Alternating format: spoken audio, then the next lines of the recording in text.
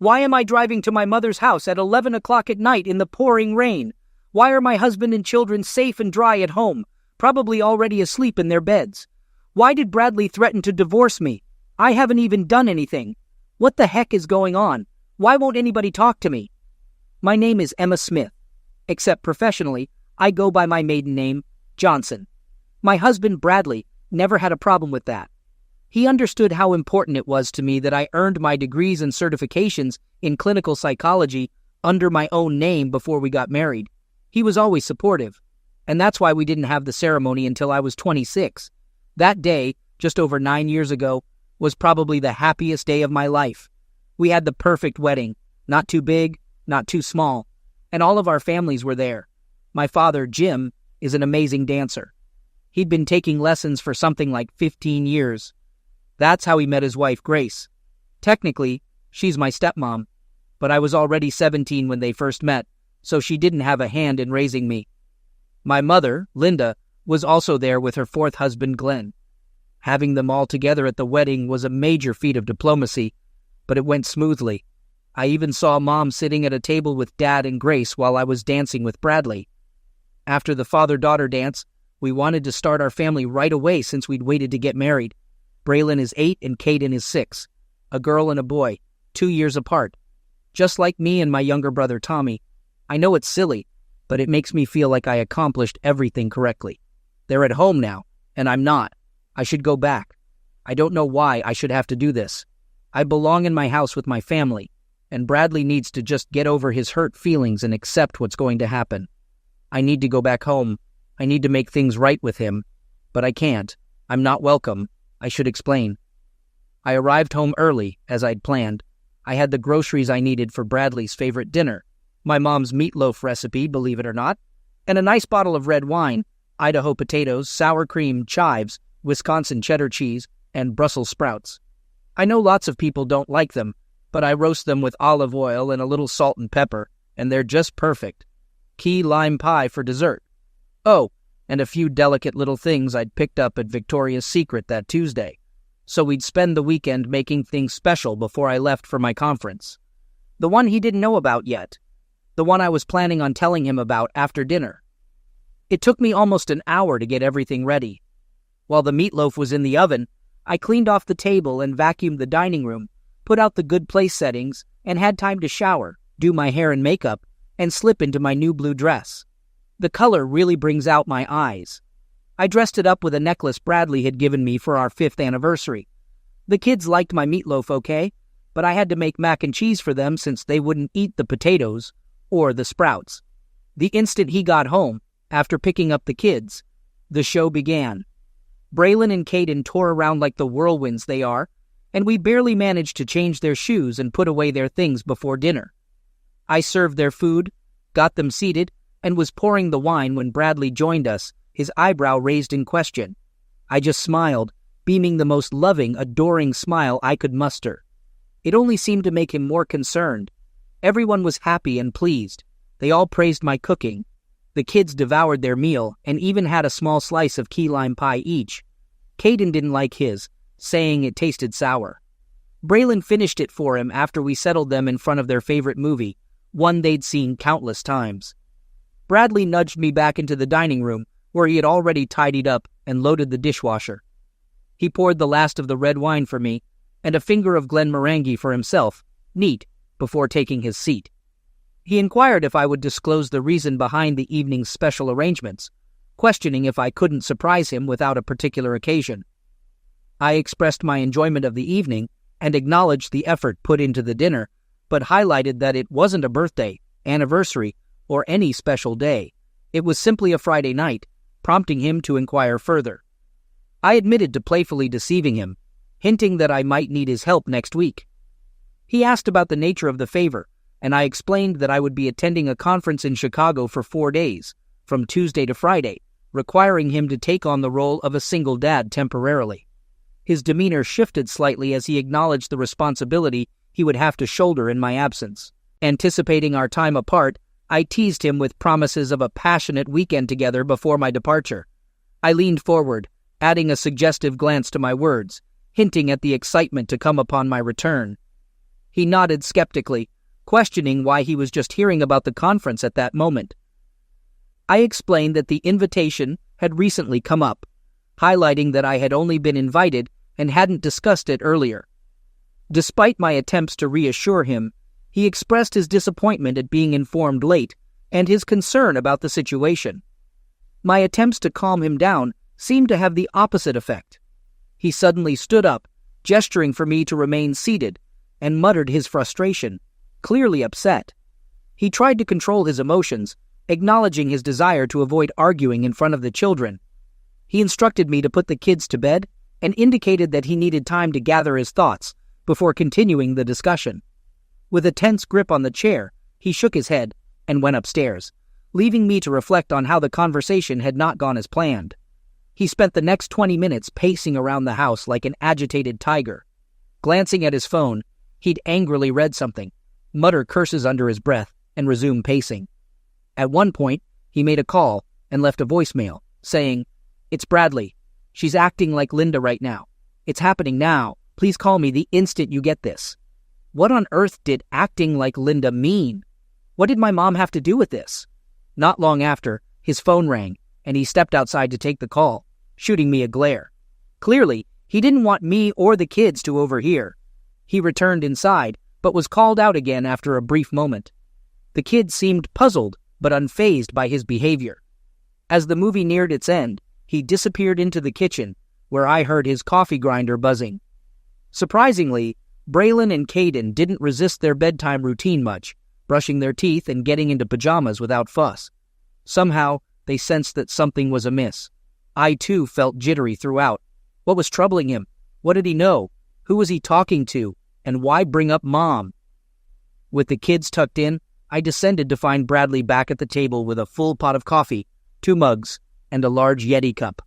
He instructed me to sit, and I obeyed.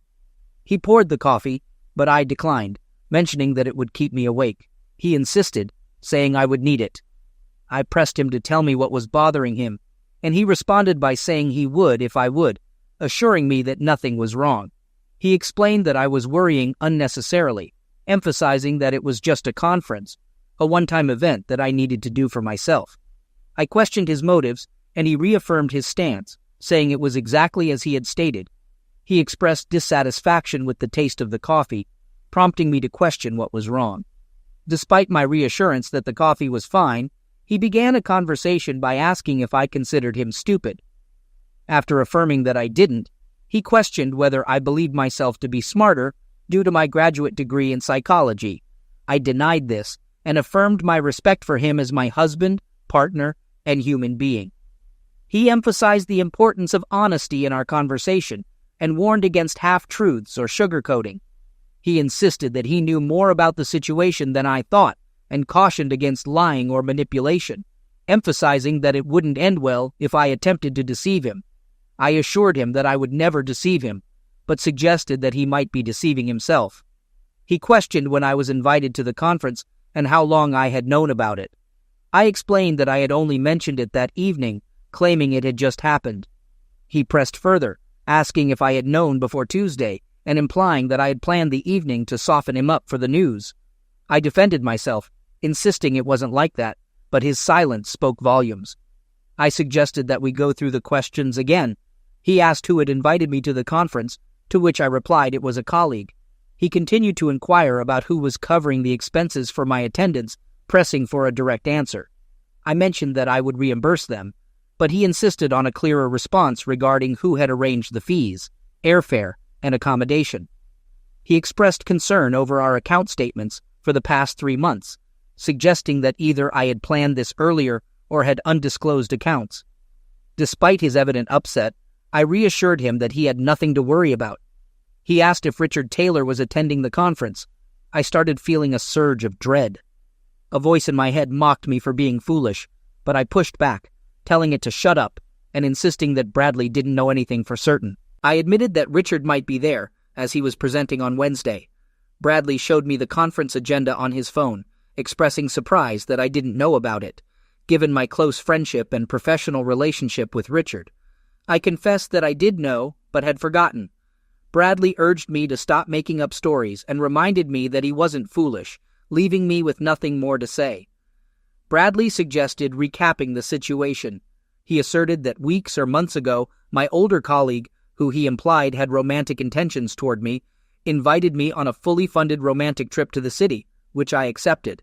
He accused me of springing this news on him last minute, distracting him with closeness, food, and romance, and leaving him with the responsibility of the kids to prevent his interference. I protested, denying his accusations. He reminded me of his earlier request not to lie to him or to myself, to which I insisted that I wasn't lying. Bradley interrogated me about the duration of my involvement with Richard. I denied any involvement, but he pressed further, asking about Richard's involvement with me and whether I had been involved with anyone else. He threw in a random question about the capital of California to check my presence of mind. My thoughts raced as I reassured myself that Richard couldn't possibly know anything, as we hadn't been do lovemaking. I believed Bradley had to trust me, being my husband. Bradley persisted, accusing me of being clouded by an affair fog and observing my guilty expression. I denied having an affair, but he suggested that perhaps I wasn't involved with Richard yet, noticing my expression change. I explained that Richard had invited me to the conference 6 weeks prior and assured Bradley that we would have separate accommodations and that I would reimburse Richard for expenses.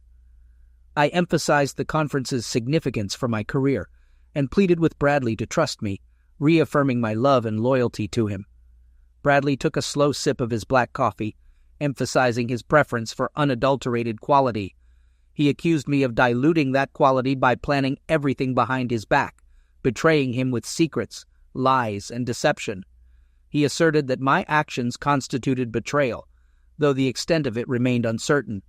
I took a deep breath, trying to reassure myself that I hadn't done anything wrong yet. Bradley accused me of leaving myself vulnerable and setting myself up for closeness with Richard Taylor, suggesting that my actions indicated anticipation rather than explicit planning. I acknowledged that he wasn't entirely wrong in his assessment. My guilt resurfaced, leaving me speechless. Bradley questioned the purpose of the lingerie I had purchased, pointing out that he had seen the charges on the account. I explained that it was intended for him, for our weekend together, and for when I returned from the trip, though there wasn't much packed for the trip itself. He questioned whether any of the items were specifically for Richard, to which I hesitated before admitting that some might have been. Despite my assurances, Bradley expressed his lack of trust in me and his concerns about the situation. He asserted that my actions gave him plenty of reasons to worry, and he set down his mug, signaling the seriousness of the conversation. He laid out the terms, instructing me to leave the house immediately and go to my mother's place. He emphasized that I was not welcome and needed to have a serious conversation about married women's conduct. I was to stay overnight with Tom and Bernice, as he had already informed them, and they were expecting me. I protested, calling it absurd and claiming he couldn't do that. He countered by stating that what was truly absurd was going on a honeymoon with someone else and expecting him to accept it. He reminded me that we had dealt with similar situations before and warned me that if I didn't learn from this, the marriage would be over. He expressed his seriousness, stating that he was dead serious about his decision. I argued that he couldn't force me as he was my husband, not my boss. He acknowledged that he couldn't control me, but emphasized that if he didn't approve of my actions, he could file for divorce, asserting that it was a matter of partnership within the marriage. Despite my disbelief and protestations, he insisted on ending the marriage, stating that we would sort out the details later and that he would hire a lawyer the next day to serve me with divorce papers. In an attempt to prevent further action, he instructed me to visit my mother and suggested that if I wanted him to refrain from taking legal action, I should comply with his instructions. He reassured me that my mother was expecting me and had been informed about the situation. My phone rang, and he urged me to answer. It was my mom, who warned me about the seriousness of the situation and advised me to comply with Bradley's instructions to avoid regret. She mentioned bacon cookies and hung up, leaving me in shock. My phone buzzed again, and it was my brother, Tommy, who must have sent another message. He expressed concern about my situation, offering the spare room set up as a nursery for me and assuring me that I could stay as long as needed. Tommy emphasized that I should call when on my way, even if it meant waking them up during feedings. I declined Tommy's offer, but he insisted I come over by the next morning, threatening to sever our relationship if I didn't comply. He made it clear that taking sides against Bradley wasn't an option, asserting Bradley's correctness about the family curse. Tommy concluded the conversation by announcing plans to take everyone to IHOP the next day. Left alone, I questioned Bradley about what he had told Tommy and our family. Bradley stood up and explained that he had shared the truth with them, finding their insights helpful. He encouraged me to finish my coffee, pack a bag, and mentioned making a caramel latte for the road. Bradley assured me he would handle the kids, update his family, and postpone informing Chuck and Bethany to avoid an immediate revelation to my father, who would be devastated. Confused and alarmed, I pressed Bradley for details, particularly about Tommy's mention of a family curse. Bradley redirected me to discuss it with Linda, my soon-to-be ex-wife, leaving me puzzled about the unfolding situation. After downing the coffee with extra skim milk and 2 Splendas on my way out, a 16-ounce Yeti cup of double-shot non-fat caramel latte, a stop for gas, and 2 more for bathroom breaks, I pulled into Mom's driveway at 10 minutes past midnight. The garage door opened and I parked in the empty bay. Where was Doug's car? Mom greeted me and expressed happiness at my arrival. She mentioned the importance of me coming and shook her head, suggesting it wouldn't have been good otherwise. Inviting me inside, she informed me about cookies in the kitchen and offered tea. At 60, Mom still looked elegant. She maintained her figure gracefully, though it was showing its age. Her posture was impeccable. Despite having 2 children, she seemed untouched by osteoporosis. Her dark hair was streaked with gray but still lustrous and stylishly arranged, and her eyes were as blue as ever. Like mine. I hoped to look half as good at her age. She began pouring tea without any request from me. I mentioned my preference for no caffeine, explaining that Bradley had made me drink both coffee and a double shot, leaving me jittery. She assured me that the tea she was serving was chamomile, and reassured me that I would be fine, giving me a once-over. She mentioned that I had worn the same dress when talking to Bradley earlier that night. I explained that Bradley didn't allow me to change before kicking me out. I had to grab some stuff and leave. Tommy seemed distressed, repeating, "Oh my," and when I questioned what was wrong with the dress, they mentioned its significance and Tommy's reference to a curse. Confused and desperate for information, I asked about Tommy's comment and the ongoing situation. In response, she handed me homemade ginger snaps and suggested we move to the sitting room for an explanation. There, I noticed the TV showing a paused football game, surprising me because my mom typically avoided football. I inquired about Doug's whereabouts, and she revealed that Doug usually stayed with his friend Brian, with whom he had been in a relationship for almost 20 years. The revelation about Doug's handsomeness left me puzzled about why my mom was married to him. She detailed a complicated story about their marriage with Doug, emphasizing the societal pressures that led them to be married. They acknowledged the acceptance of gay couples marrying nowadays, but explained that, at their age, there were various complexities and layers to their situation. Doug, despite admitting he was gay, did not fully accept himself as such, and did not see himself living openly as a gay man. Instead, he considered his relationship with Brian unique. She clarified that Doug didn't feel shame about being gay. It just wasn't how he identified himself. They referred to their situation as being a beard, an old-fashioned term where gay men and lesbians would marry to meet societal expectations but maintain private lives outside the marriage. When asked about their own involvement, she denied being gay but admitted to being a terrible wife. They confessed to ruining their previous marriages due to various negative traits, especially hurting their father deeply. Tears welled up as they expressed their enduring love for their father and admitted noticing the love between me and Bradley, urging me not to become like them. Overwhelmed with emotion, she broke down crying. In response to my confusion, they briefly rose from their seat, gesturing for me to stay put, mentioning they needed to fetch something to show me. While she was away, I heard her rummaging in one of the spare bedrooms. Glancing at the screen, I noticed it wasn't displaying the game, but was paused on 2 middle-aged male commentators. They might have been football players in their prime before age caught up with them. Mom returned with a blue dress in a clear plastic dry cleaning cover. She noted that the dress they were showing me wasn't exactly the same as the one they wore. While the style differed, the skirt's length and color were nearly identical. They shared that they had worn this dress the night they ended their marriage to my father, almost 30 years ago. The reason for keeping the dress remained unclear to them, whether as a reminder of mistakes, a connection to their time with Jim, or because it made them feel beautiful. They recounted wearing the dress once more on their birthday that year, but it only made things worse. The incident happened in February, during a snowed-in period with little sunlight. They had bought the dress for Valentine's Day, but the plans were canceled, and they ended up spending it with me and someone else. Jim never saw the dress, and to add to the unfortunate circumstances, it was a leap year, extending the duration of the dreaded month. At the time, I was part of a group of women and their husbands. I barely remember their names now. As couples, we were all pleasant, but when it was just us women, well, you wouldn't believe the scheming and gossip. We'd talk about what we'd do if the right man came along. One woman regularly cheated on her husband and boasted about it. Another was planning an affair with a coworker, and we all supported her. Fortunately, her husband caught on before it went too far. I never engaged in any of that until one day I did. There was a local sports star who frequented bars and clubs, targeting married women and humiliating their husbands. He seemed to enjoy the power he had over them. He'd take these women to his hotel and give them an unforgettable experience, aiming to ruin them for other men. He was charming, wealthy, and famous, so he got away with it repeatedly. His activities were something of an open secret among women seeking excitement. I don't know how many marriages he destroyed, but it was more than a few. It was like a game to him. One of those venues was a dinner dance hall affiliated with the hotel.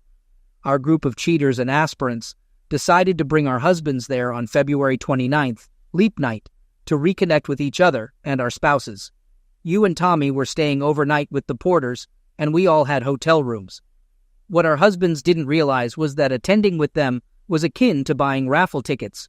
Mark Lavalier would select one fortunate lady for the evening, making her his chosen companion. That's why the night out excited us girls so much. My attention turned to the screen where Mark Lavalier, the commentator on the left, appeared. His name was displayed in a graphic beneath his chest, confirming his identity. As the revelation unfolded, it became apparent that Mark Lavalier was Mommy's awful boyfriend. The disclosure shattered my reality, leaving me feeling instantly dizzy and unwell.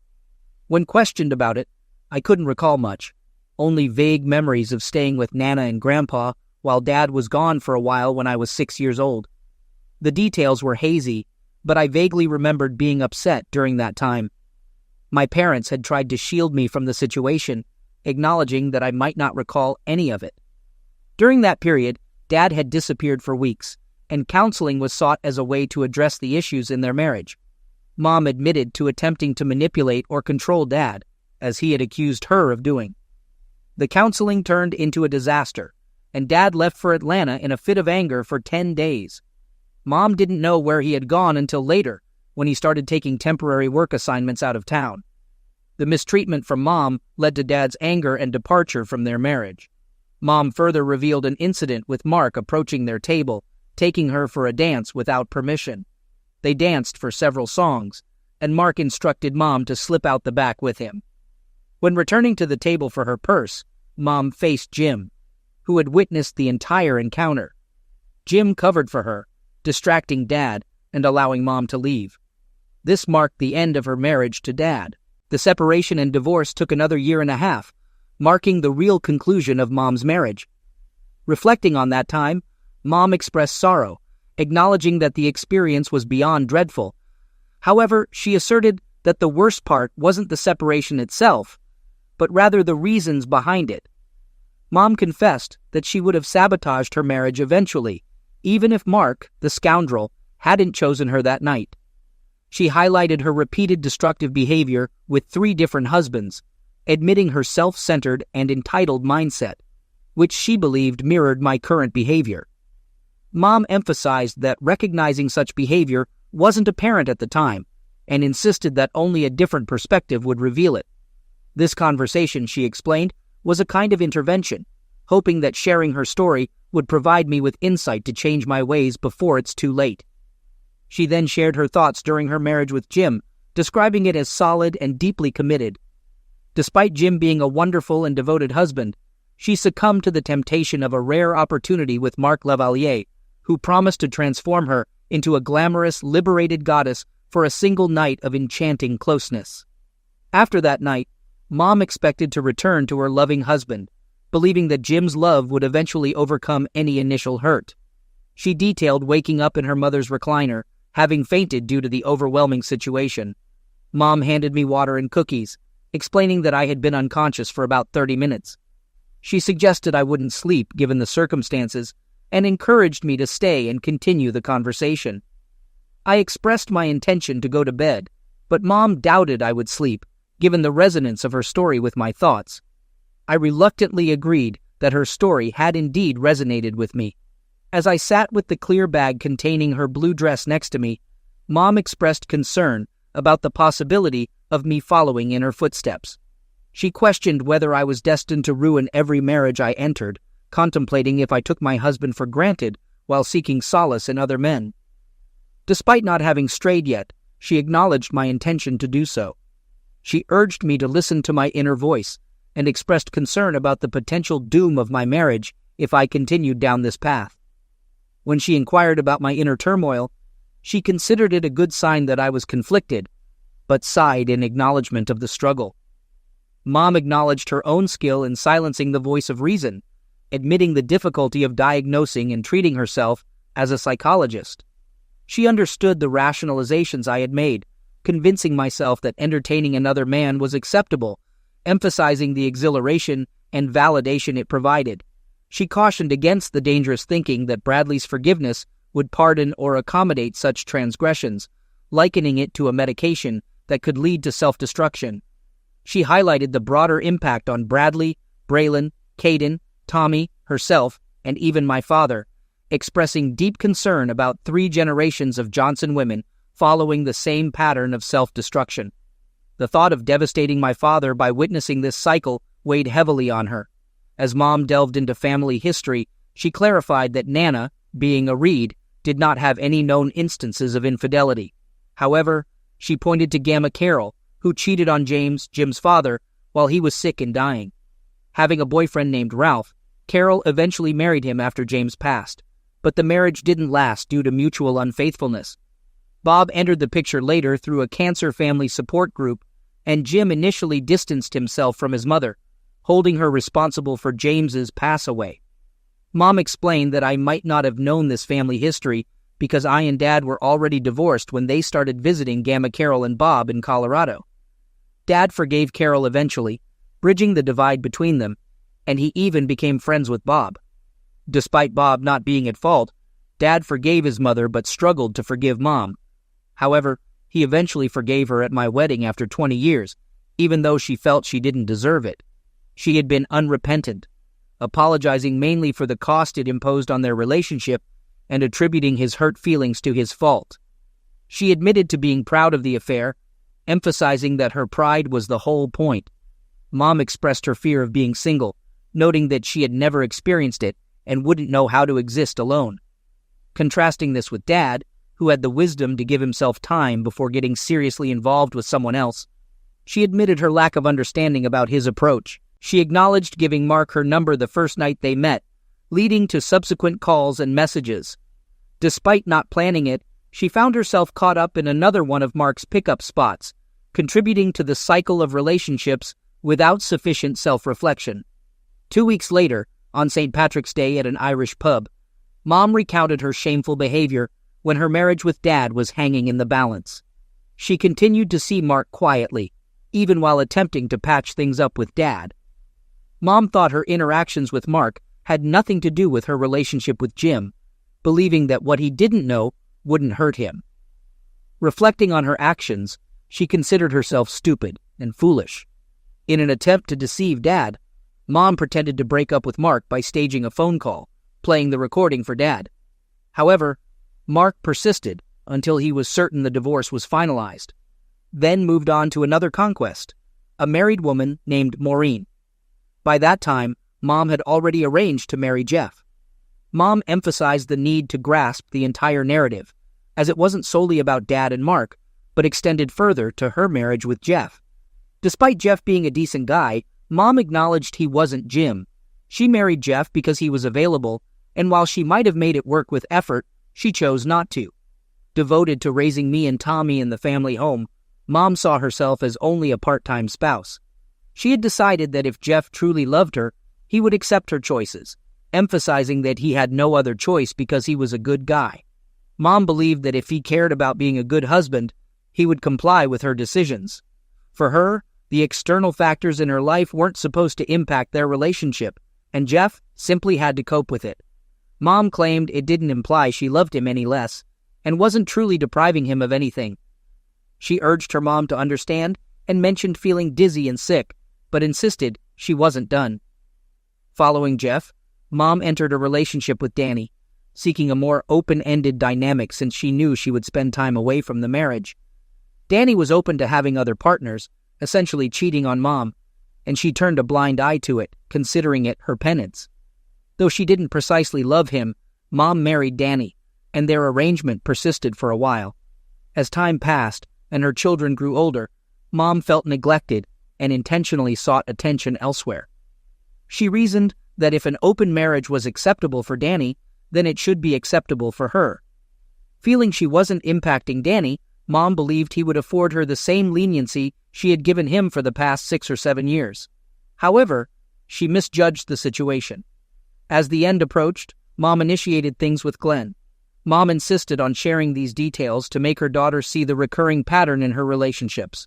Describing Glenn as the best of her husbands since Dad, Mom acknowledged that she took him for granted, assuming he would forgive her regardless of her actions.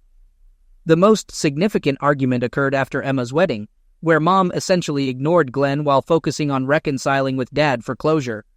Jim had to point out that Mom wasn't tending to her husband, treating Glenn with the same disregard she had shown to Dad, Jeff, and Danny. Mom openly wept as she shared this part of her story.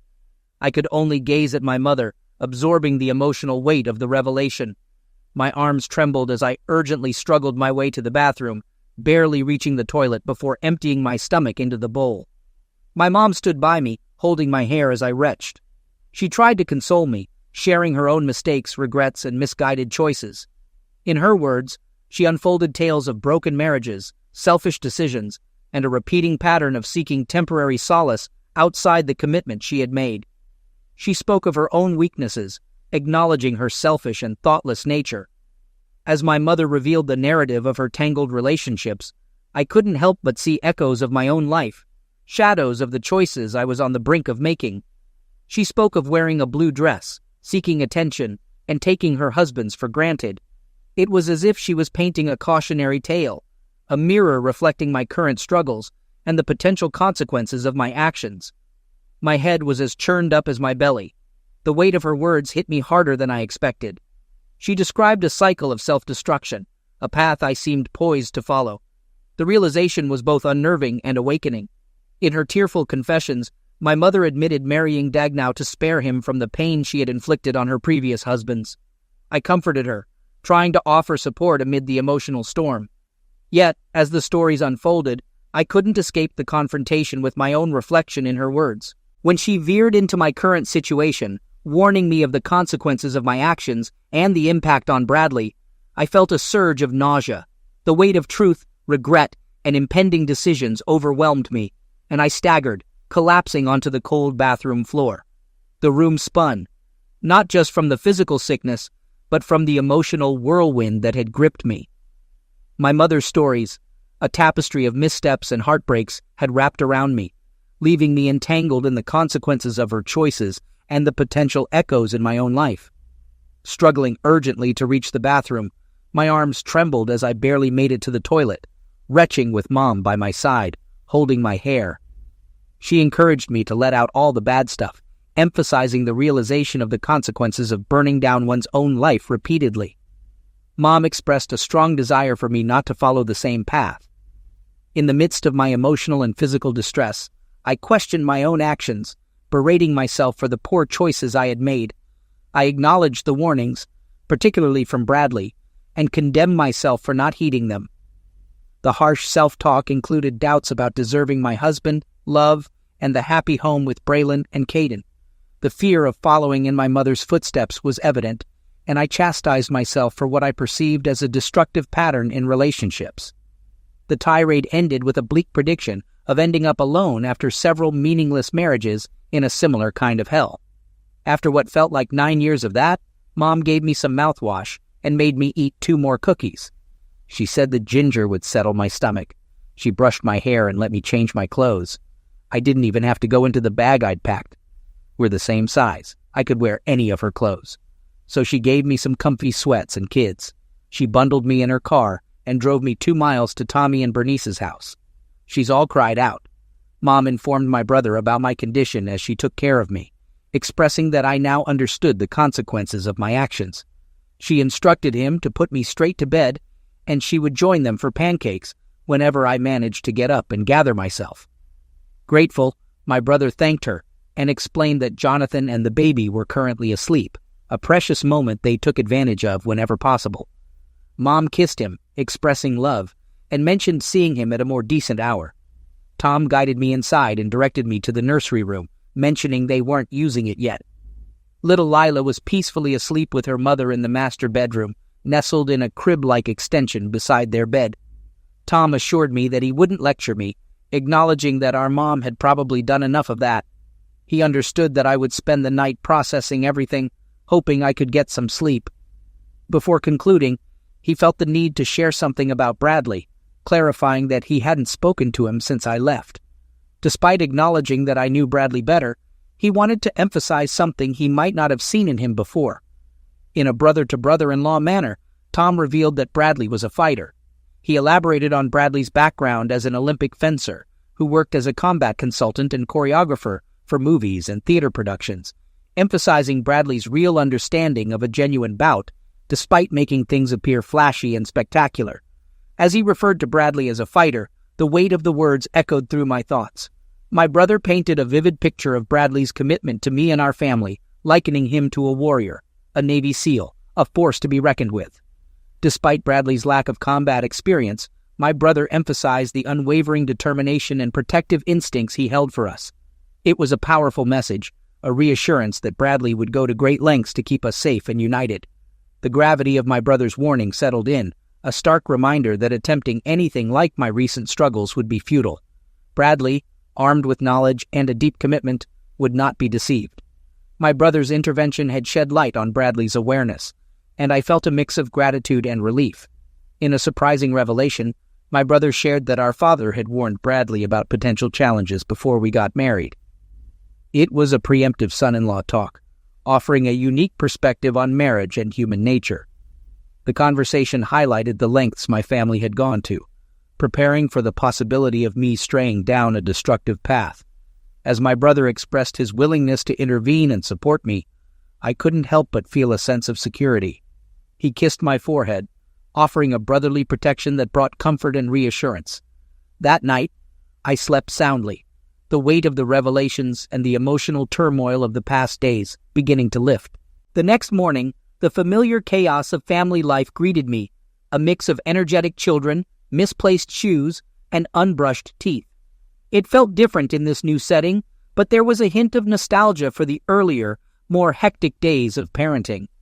As we gathered for breakfast, I couldn't help but admire my brother's family. Bernice, his wife, embodied grace and beauty, effortlessly balancing motherhood with her gymnast's physique and delicate Belgian accent. My brother's protective instincts extended to her, ensuring a haven of security for their family. The pancakes served that morning were not just a breakfast.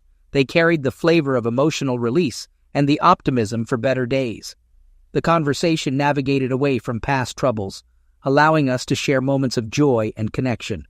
Later, as Mom drove my car to meet us, the mention of a little something in the back caught my attention. She revealed it was her blue dress, a symbolic gesture of letting go. Despite its outdated style, she believed in its comeback, a hopeful reminder that even after facing the shadows of the past, there could be a resurgence of brighter days. "I suppose we could classify it as vintage," Mom said with a slight half-shrug. "You're an adult, a beautiful one. You'll make your own decisions. Do what you want with it. Just please, try not to repeat my mistakes. Don't use it to break your husband's heart. And for heaven's sake, never let your father catch you wearing it. It would surely give him a heart attack. "I won't, Mom. Thank you. Have a safe journey home. I love you." "Love you too. Thank you. Thanks for everything." Before starting the car, I sent 2 messages. In the first message to Richard, I canceled my trip to Chicago, instructing him to cancel the plane tickets, the booked room, and the conference registration, seeking a refund for the fee. I suggested finding someone else for his plans and expressed anger for threatening my marriage and family, almost ruining my life. I demanded no further communication except in a professional context, which should be kept to a minimum. I warned him to avoid my husband and brother for his own safety, as they were aware of everything. In the second message to Bradley, I apologized for the situation and regretted causing worry. I acknowledged acting without considering him and promised never to contemplate such actions again. I pledged never to take him for granted, to never underestimate him, and always prioritize him. I thanked him for intervening and vowed to be the one to stop myself from now on, understanding the family history. I expressed deep love for him and recognized that he deserved better than the neglect, disrespect, and foolishness I had shown. I solemnly promised never to repeat such behavior. As I embarked on the journey home, a realization struck me about what to do with Mom's blue dress. I decided to destroy the garment.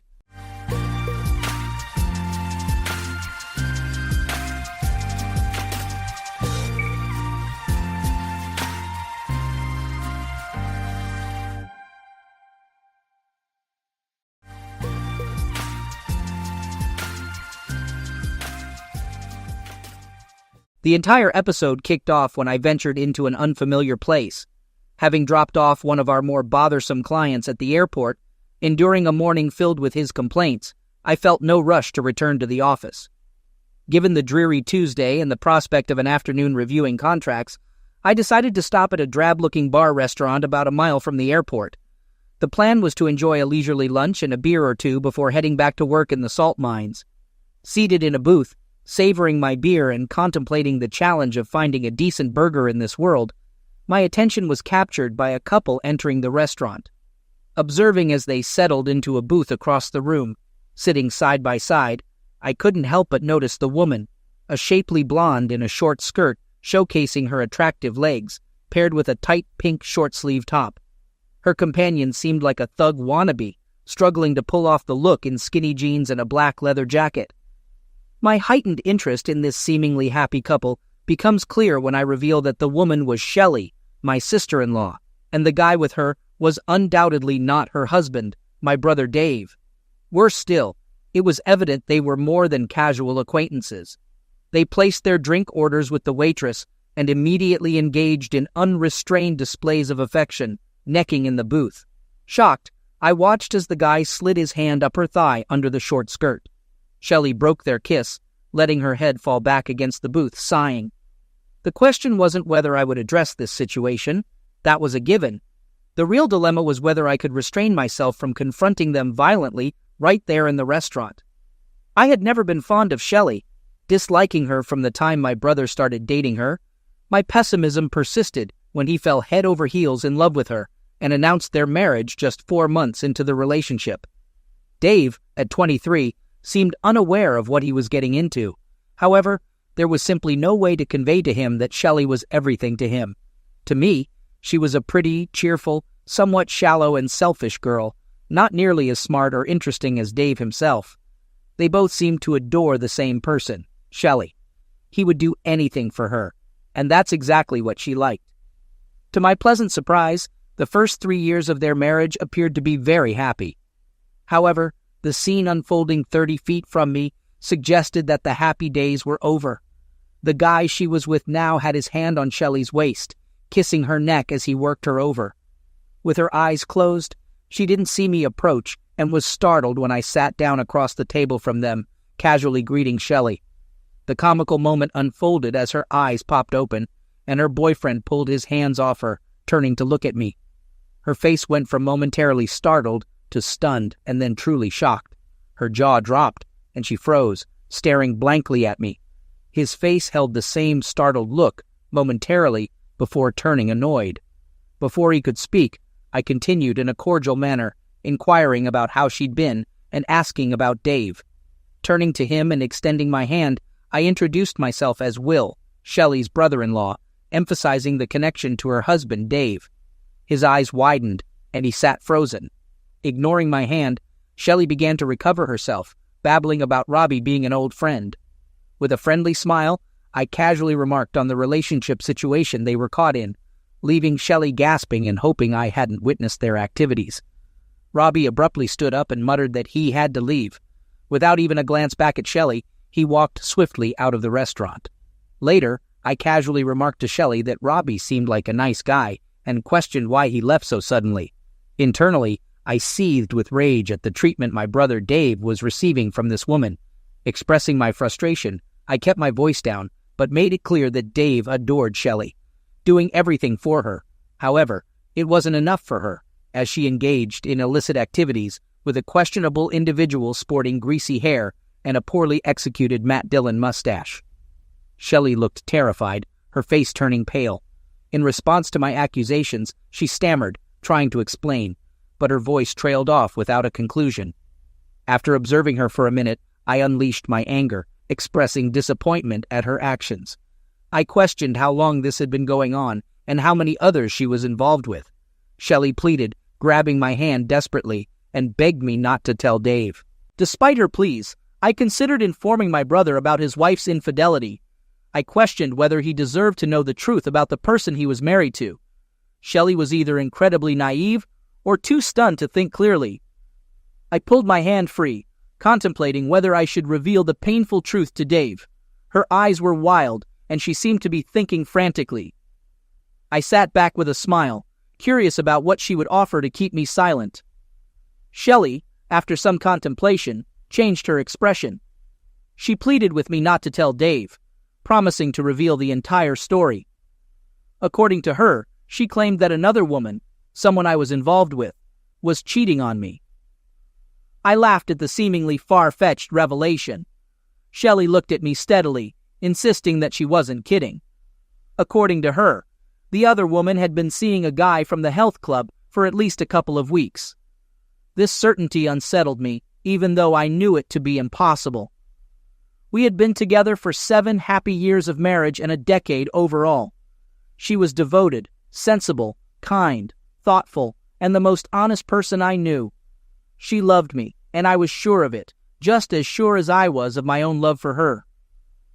Shelley leaned forward, sensing my confusion. She claimed to be telling the truth, mentioning that the other woman had confided in her about the affair the previous week. I scrutinized her face, trying to gather my thoughts. Despite her initial terror, Shelley appeared calm and in control, as if she were sharing a genuine revelation rather than spinning a wild and desperate tale. While I couldn't immediately dismiss what she was saying, it was challenging to believe given our history and her recent behavior. Seated at the dinner table, my gaze returned to Shelley, who seemed to be anticipating my next move. Although I didn't reveal it to her, concealing her infidelity from Dave was not an option. I needed to uncover the truth about him. I spoke slowly, suggesting that perhaps we could reach an agreement. After some contemplation, I expressed my unwillingness to let Anne deceive me. I proposed that if Shelley could help me gather information about Anne's actions, I wouldn't disclose what I had witnessed that afternoon to Dave. However, I laid down a condition. She had to swear not to see Robbie or any other man besides Dave. Relief washed over her face as she swore to comply. She asked, "Will you have my word on it?" I remained skeptical about the value of her word. Responding to her question, I inquired about what she would be willing to do to fulfill her part of the agreement. Expressing my desire to gather information about Anne's affair, I suggested a plan to Shelley. I proposed providing her with a tape recorder to conceal in her apartment. The idea was for her to invite Anne over, offer some wine, and engage in casual conversation, encouraging Anne to reveal details about her affair. I specified that I wanted to know the identity of the man, when and how the affair started, how often she had been with him, and the reasons behind her actions. As I spoke to Shelley, I realized that I was starting to believe her unusual story about Anne's infidelity, which infuriated me. Shelley nodded in agreement, stating that she could carry out the plan. She suggested softening Anne up by sharing the details of my own affair, making it feel like a genuine relationship conversation. Sarcastically, I questioned if Robbie was the only one who had been involved with her, or if there were others. She quickly denied any others, but I remained unconvinced. 20 minutes later, I was driving back to the office, contemplating somber thoughts about the potential end of Dave's marriage and the looming possibility of the end of mine. My first instinct might have been to call Dave and inform him about what I had witnessed Shelley doing, but I recognized that it wasn't an option. I had always been the steady older brother, while Dave was the charming and outgoing one with a history of short-lived relationships due to his talkative nature. When Dave met Shelley, everything changed. Despite being a confident and charming individual, he became a lovesick schoolboy within a month or two. Shelley had completely captivated him, and he was determined to marry her. Dave idolized Shelley, considering her incapable of doing any wrong. Knowing Dave's unwavering devotion to Shelley, I refrained from speaking to him until I had concrete evidence. I realized that he wouldn't believe she was cheating unless he heard it directly from her. Despite my hopes that Shelley might be lying or mistaken about Anne's faithfulness to me, the likelihood diminished. The possibility that Shelley could have lied to me out of desperation crossed my mind, but I also considered the consequences of discovering it was all a fabrication. When I arrived at my office, I took out a pad and made notes on the steps I would have to take if the worst turned out to be true. This included considerations about credit cards, selling the house, transferring car titles, and more. I hoped that in a few days, I would be able to discard that sheet of paper. When I arrived home for dinner, cheerfully humming in the kitchen as she set the table, she greeted me with a big hug and a kiss, appearing as the loving wife I'd usually be happy to see at the end of the day. Despite my suspicions, cultivated over the past 7 years, I knew I had to play the innocent husband for a few more days. Underneath the surface, I felt a mix of fury and hurt, unsure of how to process my emotions. We chatted amicably during dinner, but when she mentioned her workout at the health club during dessert, I couldn't resist a bit of probing. I casually remarked to Shelley, commenting on her recent dedication to workouts. I asked if the club was now offering free ice cream. She laughed, though I noticed a slight flush on her face. She explained that she had been enjoying the positive feeling of a good, sweaty workout and coming home to her loving husband. She also mentioned that a few weeks ago, the black slacks I liked were starting to feel tight, but now they fit perfectly. She beamed affectionately, and despite my concerns about her fidelity, I couldn't help but appreciate her beauty and my love for her. If she were truly cheating on me, I couldn't help but feel conflicted and unsure of how to navigate the situation. Despite what the court calendar officially stated, my marriage ended exactly 1 week later, on another Tuesday. Shelley and I had orchestrated everything. I provided her with a small tape recorder to hide in her living room, and she arranged for Anne to drop by for lunch on a Tuesday afternoon when Anne had a day off from work. Shelley, who didn't have a job, kept me on edge throughout that afternoon in my office, pretending to work, contemplating what the women were discussing and its potential impact on my life at 430. When Shelley called and informed me that they were done and Anne had left, my heart sank. Desperately hoping for a different outcome, I asked if Anne had talked to her about it. Shelley, sounding a little drunk, giggled affirmatively. She shared that she had told Anne about Robbie, and Anne, in turn, disclosed details about Marion, emphasizing that he was a really big fella.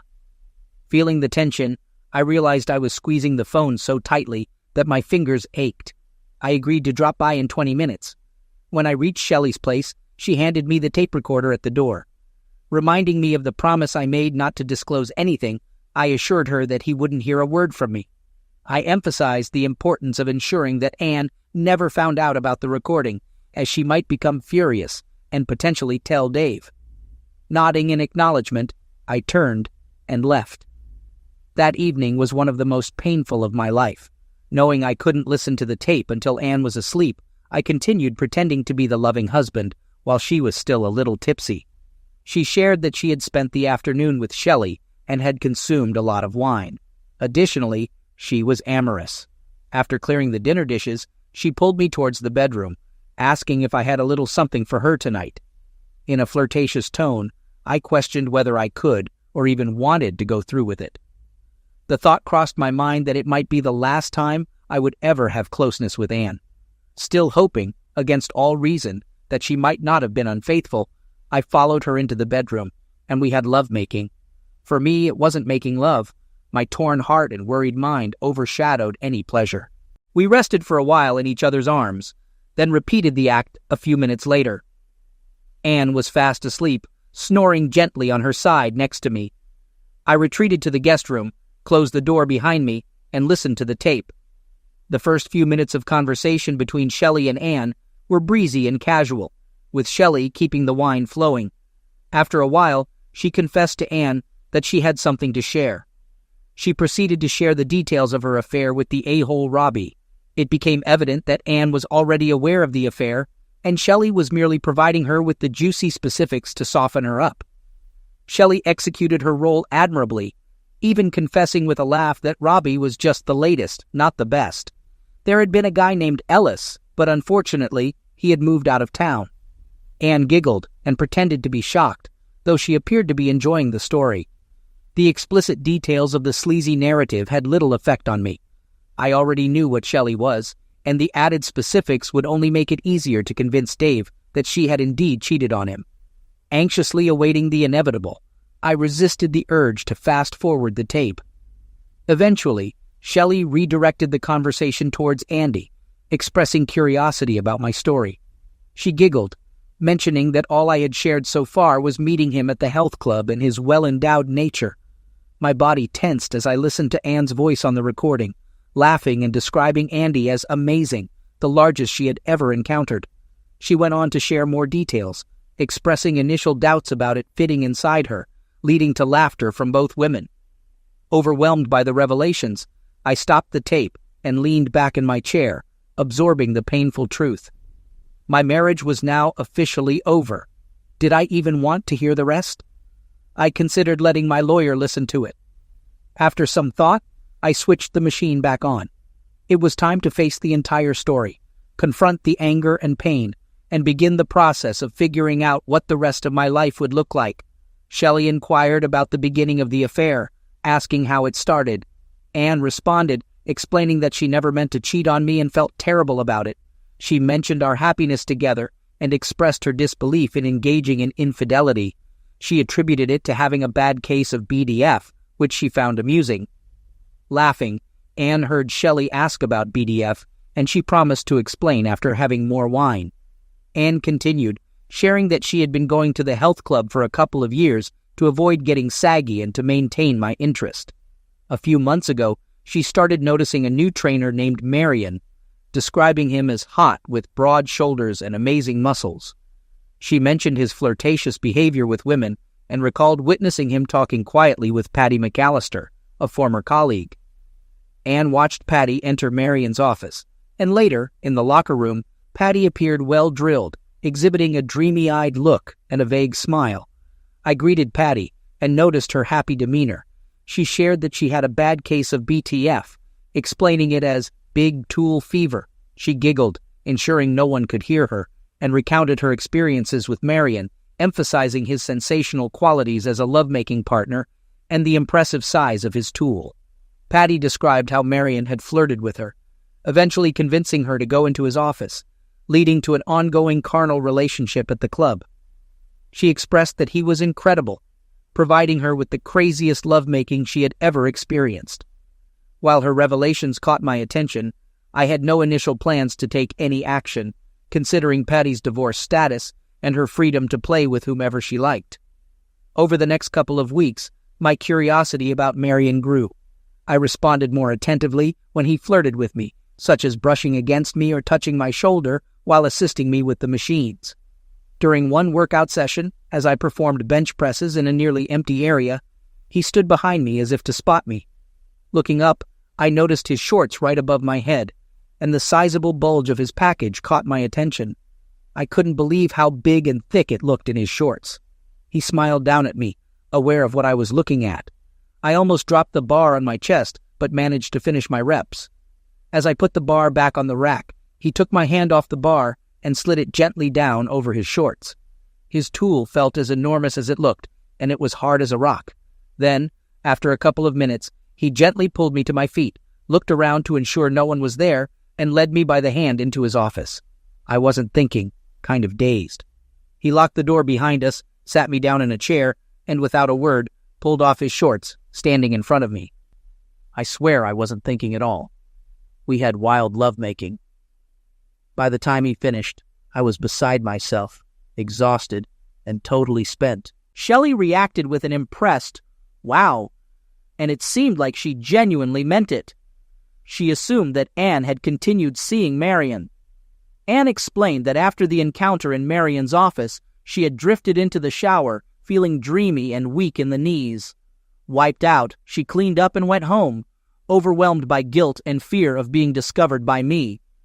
Surprisingly, I didn't suspect anything that night, and it seemed normal. Despite my desire for closeness, she made an excuse, fearing I might notice a change. The following night, she mentioned giving me the full treatment, engaging in closeness until I couldn't continue. Anne admitted staying away from the gym for 2 weeks following the incident. I just knew I couldn't be anywhere near Marion without being tempted again. Finally, I told myself it had been a one-time thing. I was a grown woman with a wonderful husband, and I could resist him. So I started going back. And the first couple of times it was fine. Marion winked at me and flirted a little, but he left me alone. And I thought, this is okay. I'm over this. And I relaxed my guard a little. Then about a week after that, he caught me again at the bench, and the room was empty. And he got my hand on his tool, and in no time, you were back in his office. Shelley finished her sentence, expressing how much better it was. Anne, speaking somewhat dreamily, struggled to describe the experience. She conveyed her deep love for closeness with me, emphasizing our satisfaction in each other. Anne confessed that she had never been tempted to fool around before, even with a flirtatious coworker named Alex. Despite his success with other girls, Anne had remained uninterested. However, with Marion, she felt as though she had never experienced such pleasure before.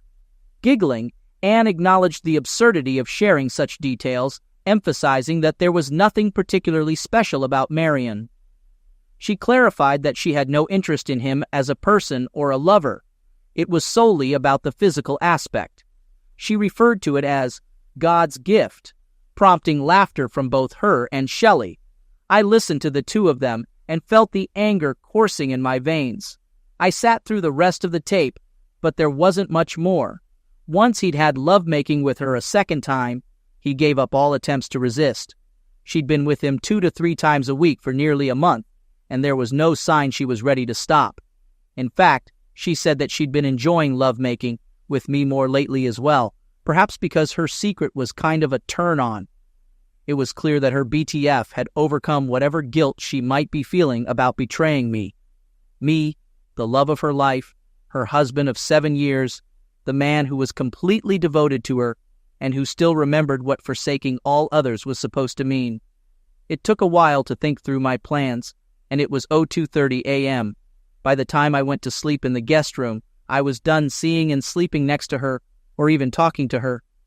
I slipped into the bedroom and got clothes for the next day without waking her. At 06:30 a.m., I was up and out the door. I left a brief and cold note, trying not to reveal anything, stating that Anne had an early meeting due to my call. Apologizing for forgetting to mention it, I made 2 copies of the tape last night at the office. By 8:30, I was on the phone with my best friend from college, who worked at a downtown law firm. I requested a favor, asking him to arrange an hour with the meanest and most bloodthirsty divorce lawyer in his firm.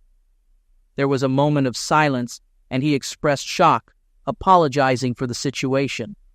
After a brief conversation, Eddie showed me into the office of Margaret Adamson, a lead partner in his firm, known for her intimidating presence. Eddie had described her as someone even sharks would avoid in the ocean. Margaret's look and handshake confirmed that she meant business, and I was already relieved that she would be representing me rather than Anne. I played Margaret and Eddie part of the tape. After hearing the initial moments, Margaret instructed her assistant to hold her calls, and we listened to the rest. When it concluded, we sat in silence for a minute. Margaret then straightforwardly asked, "Okay, what do you want?" Expressing my desire for a divorce due to infidelity, I emphasized avoiding the cliché of irreconcilable differences. I mentioned being reasonable about our savings, but insisted on keeping the house. Additionally, I wanted Anne to revert to her maiden name, as I believed she no longer deserved to be Mrs. Will Harris. Margaret nodded, studying me intently, and then requested a brief break with Eddie to discuss the legal details. Within 5 minutes, I was back in Margaret's office, and she was ready to proceed. She assured me that the divorce would likely proceed smoothly with Anne accepting the terms. However, she mentioned that the tape would be inadmissible since Anne was unaware of its recording. I grimaced and disclosed the complication involving my sister-in-law Shelley's infidelity, her offer to help, and the content of the first part of the tape. I explained my intention to inform my brother, acknowledging that he would be devastated. Half ironically, I suggested Margaret consider handling my brother's divorce as well. She looked at Eddie and then back at me. We started by listening to Shelley's part of the tape, and after another huddle between Margaret and Eddie, she remarked, "Quite a pair of wives you two picked." Seeing my reaction, she apologized, acknowledging it was inappropriate. Margaret then outlined the situation, stating that the tape might not be admissible against Anne due to her unawareness, but Shelley could be subpoenaed to testify about what Anne told her. It shouldn't make much difference.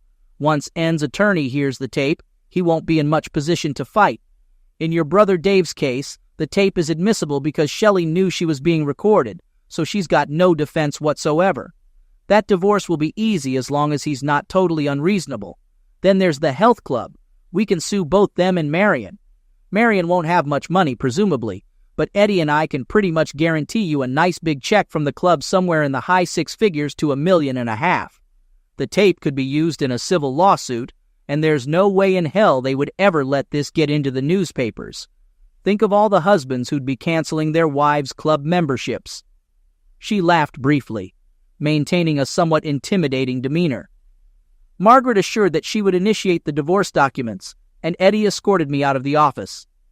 He expressed his apologies, assuring me that Margaret would fulfill my requests. Despite feeling terrible about the situation, I tried to smile and reassured him, saying, "It's okay, Eddie. This just means you and I will have more time to play tennis together." I expressed my gratitude, thanked him, and left. The rest of the day I submerged myself in details. I arranged a locksmith to meet me at the house at 4:30. I made a dinner date with Dave so I wouldn't be around when Anne came home. I cut off her credit cards and arranged separate accounts for our money. And I wrote her a note. It took several tries. Not easy to say goodbye to the love of your life, even under these circumstances. When I finally finished it, I put it in an envelope, wrote Anne's name on the front, and took it home. The locksmith finished by about 5:15. I had a beer, sitting by myself quietly in the kitchen. Then I taped the note to the outside of the front door, locked it, and left.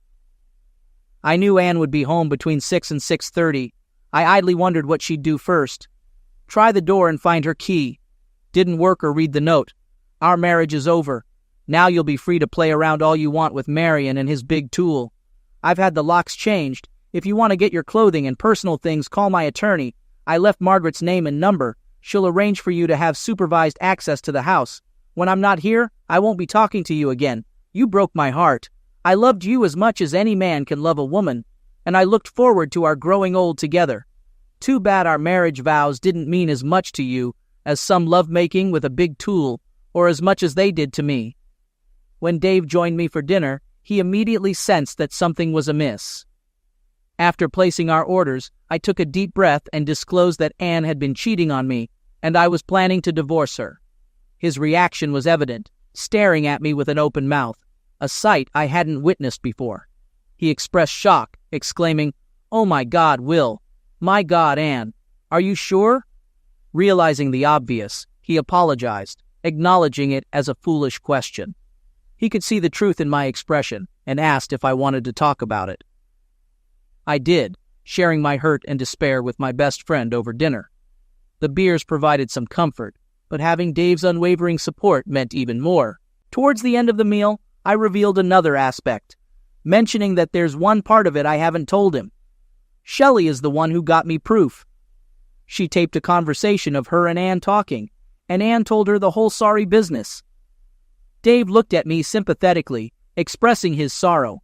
He added that he hoped it wouldn't make me angry, but he felt lucky to have a fantastic wife like Shelley. He mentioned that he's not surprised she helped me, as she has always liked me. He acknowledged that I haven't always approved of her, but began praising her. I couldn't bear to hear more praise for Shelley, especially considering the circumstances. I interrupted him, saying, "Listen, Dave, wait. Don't say anything else. Let me pay the bill, and I need you to come back to the house with me." A note with Will written on it in a flowery handwriting was found under the screen door.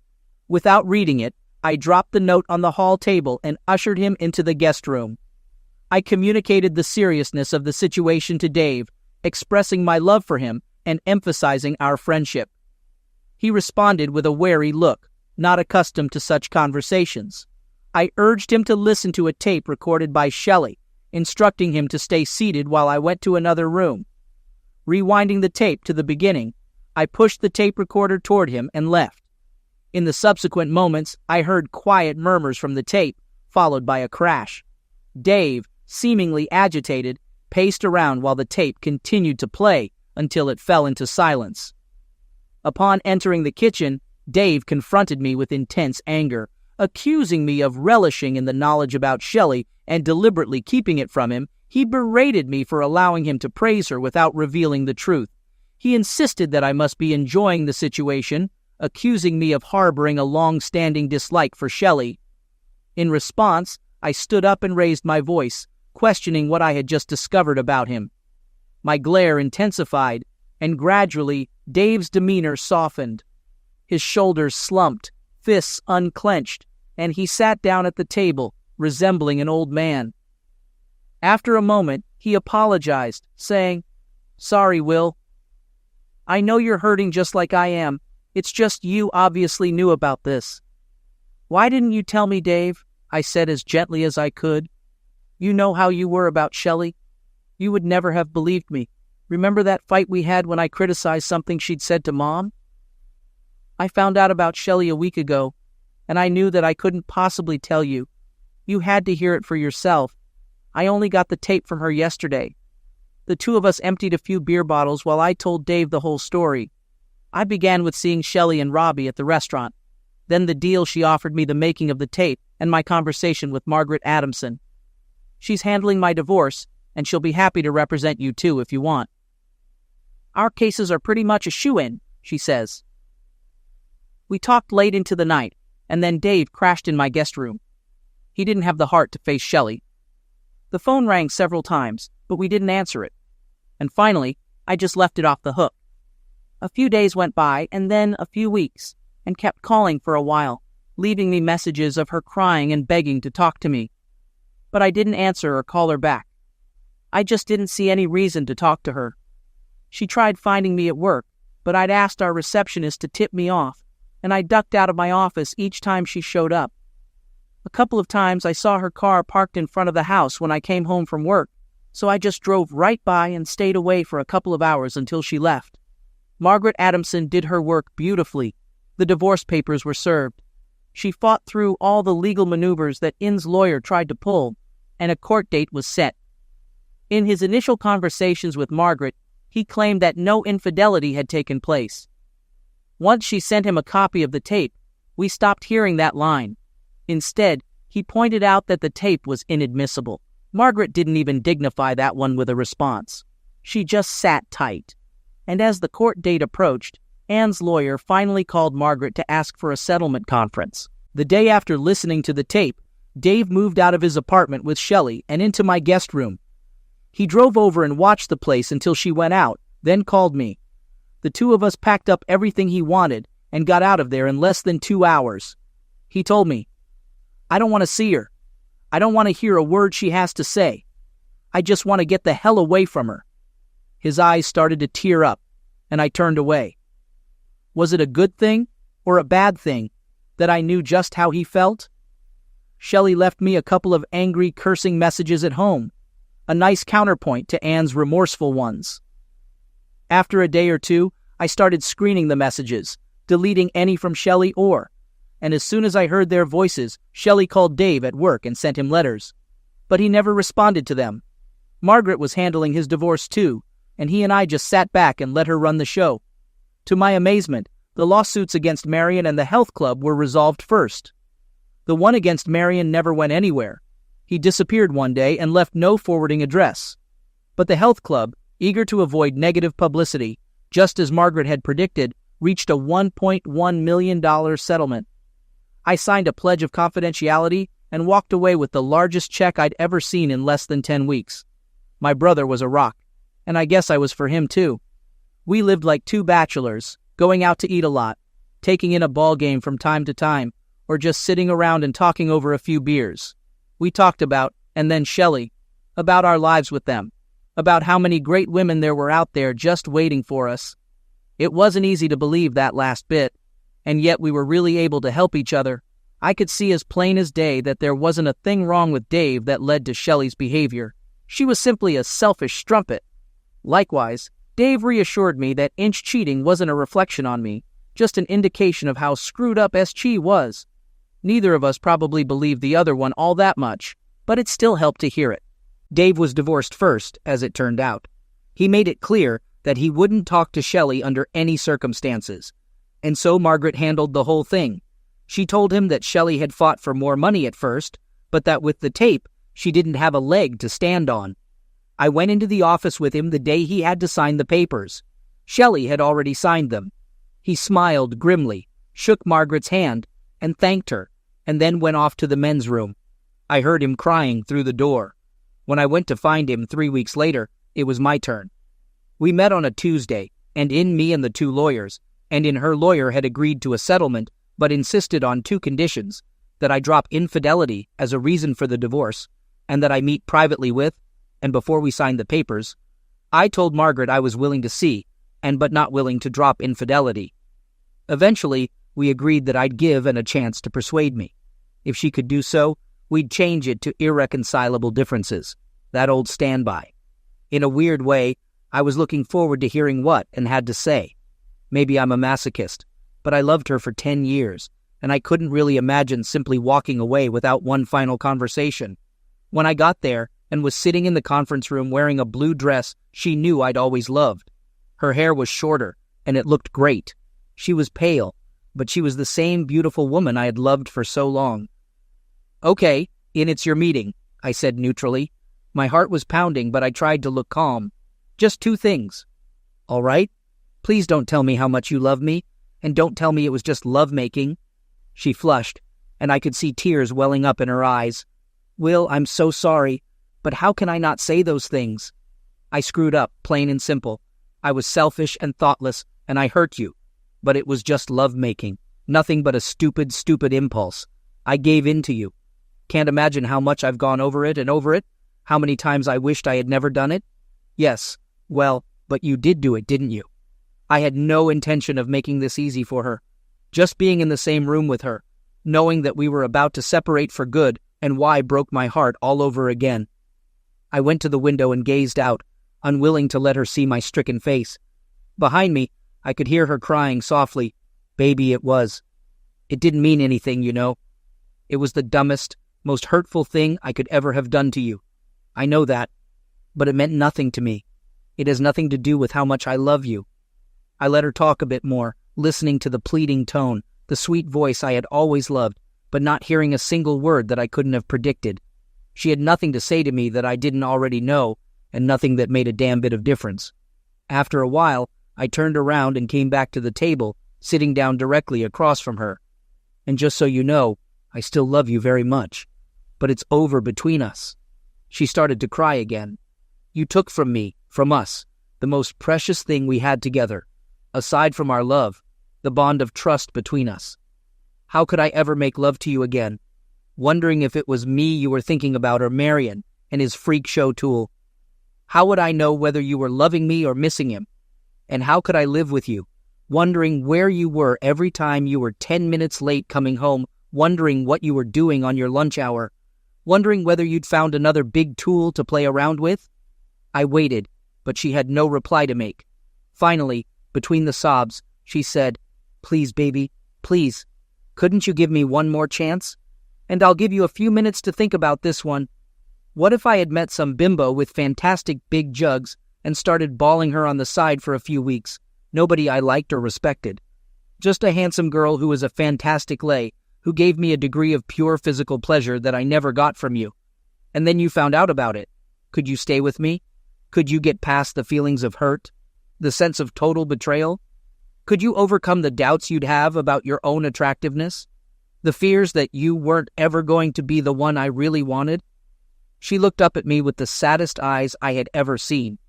Well, I don't have to think about it. I've thought about it for weeks now.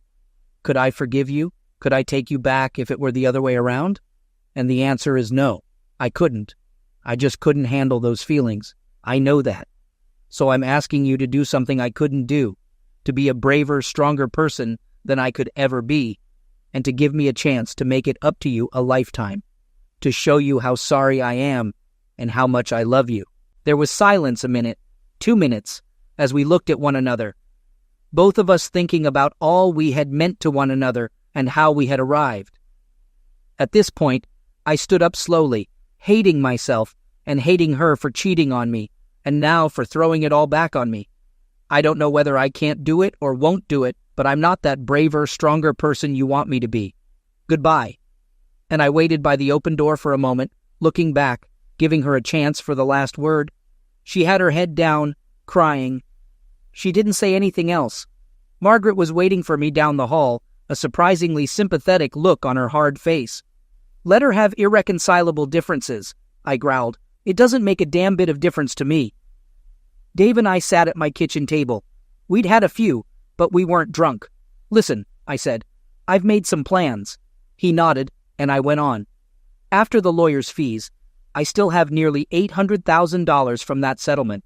I've invested all but $50,000 of it in some nice, safe places, so there will be a lovely nest egg for when we're old and feeble. But the last $50,000 has been designated to Will and Dave Harris Recovery Fund, and we're going to start spending some of it. I've rented us 4 weeks at a 2-bedroom condo in Cancun, starting 2 weeks from now. Go tell your office you're taking some time off. We are going to be a pair of fun-loving bachelors, 2 gay divorces, if you know what I mean. He just raised an eyebrow, and I laughed. No a-hole. Gay, as in cheerful. We've done enough moping around telling each other how badly we've been screwed over. Cancun was a blast, or at least as much of one as it can be for 2 guys recovering from broken hearts. We got a lot of sun, played a lot of tennis, swam a lot, and drank a lot, though we kept one another from going off the deep end with each passing day. We got tanner, a little fitter, and slightly further from the nightmare we just lived through. And let me say, God bless my charismatic and charming brother. Despite the blow to his self-confidence that Shelley had laid on him, he got his old groove back, and we had a lot of female companionship. His favorite stunt, and damned if it didn't succeed 75% of the time, was to spot 2 attractive women sitting together. He'd drag me straight over to their table, smile winningly, and say, "Pardon me, ladies. I'm sure you wouldn't be comfortable letting a stranger buy you a drink, so let me introduce my brother, Will Harris." Then it was up to me, the shyer one, to say, "Delighted to meet you both. This is my brother, Dave Harris." Then he would step back in. "Phew, glad that's taken care of. Now, may we buy you a drink?" By this time, the women were usually at least grinning, if not laughing, and we'd mostly find ourselves with female companionship for the evening. Sometimes the companionship lasted until breakfast. After all, unattached women in Cancun were as eager for fun as we were. I had maybe 6 different women in my bed over those 4 weeks, and I imagined Dave's number was a little higher. Mostly it was fun, just laughter and pleasure, and keeping it light. The first couple of times I made love to a woman, I was tentative, distracted by thoughts of Marion and his huge tool, even though both he and were thousands of miles away. It was hard to compete with what I knew he had done to her, but the women didn't seem to notice, and being with someone new got easier each time. One-night stands may not be for everyone or for every stage in a person's life, but they seemed to be what Dave and I needed. Only one of the women was different, Shannon, a tall Irish redhead a year younger than I was. We did all the same things, had some drinks, laughed a lot, went for dinner, did some dancing, and back to my place, to bed. She was handsome and responsive, as eager to be with me as I was to be with her. We had a lot of fun. When it got different was later, around 3 a.m. For some reason, I woke up and just lay in bed, Shannon softly breathing in sleep beside me. thoughts of and filled my head, and all that we had had together and how it had been taken from me. I started crying very quietly, and before I knew it, Shannon was kneeling beside me, holding me in her arms, saying, "Let it out, baby, it's okay." I was embarrassed, but I couldn't stop. She kept soothing me, and finally, in response to her urgings, I told her the whole story. By the time I was done, the sun was rising. We shuffled into the kitchen, and I made breakfast for us while she told me her own story. Also a divorce, no cheating, just a husband who grew ever more distant, ever more driven and career-oriented, until there was just no marriage left. She'd been on her own for nearly 2 years. After eating, we found our way back to the bedroom without a word spoken and made love. The night before had been screwing, fun, exciting, friendly, but just lovemaking. This time, we looked into each other's eyes, murmured tenderly, and found a very different level of closeness. My one-night stand with Shannon turned into 4 wonderful nights. In the afternoon, she left. My brother Dave was a little worried about me, I think. Urging me to meet new ladies, he mentioned it was time to move on. I acknowledged that one was special. He agreed, saying he liked her too. However, he reminded me that she had gone home, and we still had 10 more days to spend down here. He dragged me off to the tennis court, then the pool, and by that evening, we were chatting with 2 secretaries from San Francisco on their very first trip outside the United States. That night, they slept in their own hotel room, but the next afternoon, Barbara joined me in my room for her first ever experience on foreign soil. Dave and I went out for dinner at a steak place we both liked. It had been 8 months since Cancun. Dave had long since found a terrific apartment he liked, but we still spent a lot of time together. Just after we ordered, Dave leaned forward and mentioned quietly that across the room, 2 couples had just sat down, and one of them was her, with some guy. I appreciated the warning, and despite my sudden thumping heart, I waited a few seconds before casually turning around to look across the dance floor. She had already spotted us and was looking steadily over at me.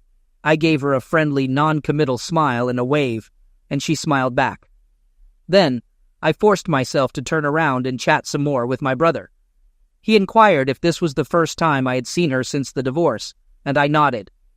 I admitted that I didn't think I'd have this much of a reaction, but the surprise had something to do with it. I suggested to Dave that he do me a favor. Let's enjoy our dinner and not tell me anything about what she's doing over there, how she looks. I didn't want to know. Dave agreed, saying that it's fine, and then he launched into a funny story about a coworker who had been flirting with him for a couple of weeks. While he wasn't terribly interested in her, he was enjoying the game. While enjoying our coffees and casually observing the dancing couples, I felt a hand on my shoulder and heard that familiar voice inquiring about my well-being. Rising from my seat, I gazed into Anne's eyes and offered a greeting, once again caught off guard. She suggested a dance for old time's sake, and I agreed willingly. As we danced, memories flooded back. Her warmth in my arms, her beauty, and the nostalgia for happier times. Amidst discussing mundane topics like our jobs and the weather, we eventually lapsed into silence. Lost in the emotions of holding her again, I reflected on the dances we shared and the realization that those moments were now memories.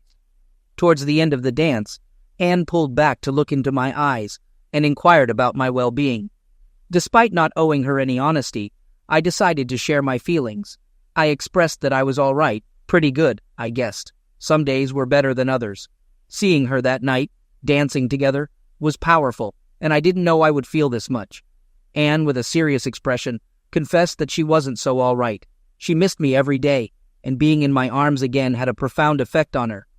Unsure of how to respond, I remained silent as the music played its last chords. Anne hesitated to let me go and shared a thought. Had I ever wondered if I made the right decision? She admitted that she still thought about us all the time, but usually didn't get much past wondering why I made the wrong decision. Later, when I dropped Dave off, he expressed concern about my well-being. I reassured him, acknowledging the inevitability of such encounters in a small town. Confirming our tennis plans for the next day, I headed home. In the dim bedroom, as I undressed quietly, she rolled over towards me and inquired about my evening with Dave. I shared the strangeness of the encounter, contemplating that it might have been for the best that she hadn't joined. She responded with a loving smile, proposing that I hold her for a few minutes. Embracing, I felt her tender kisses along the side of my neck, savoring her familiar scent.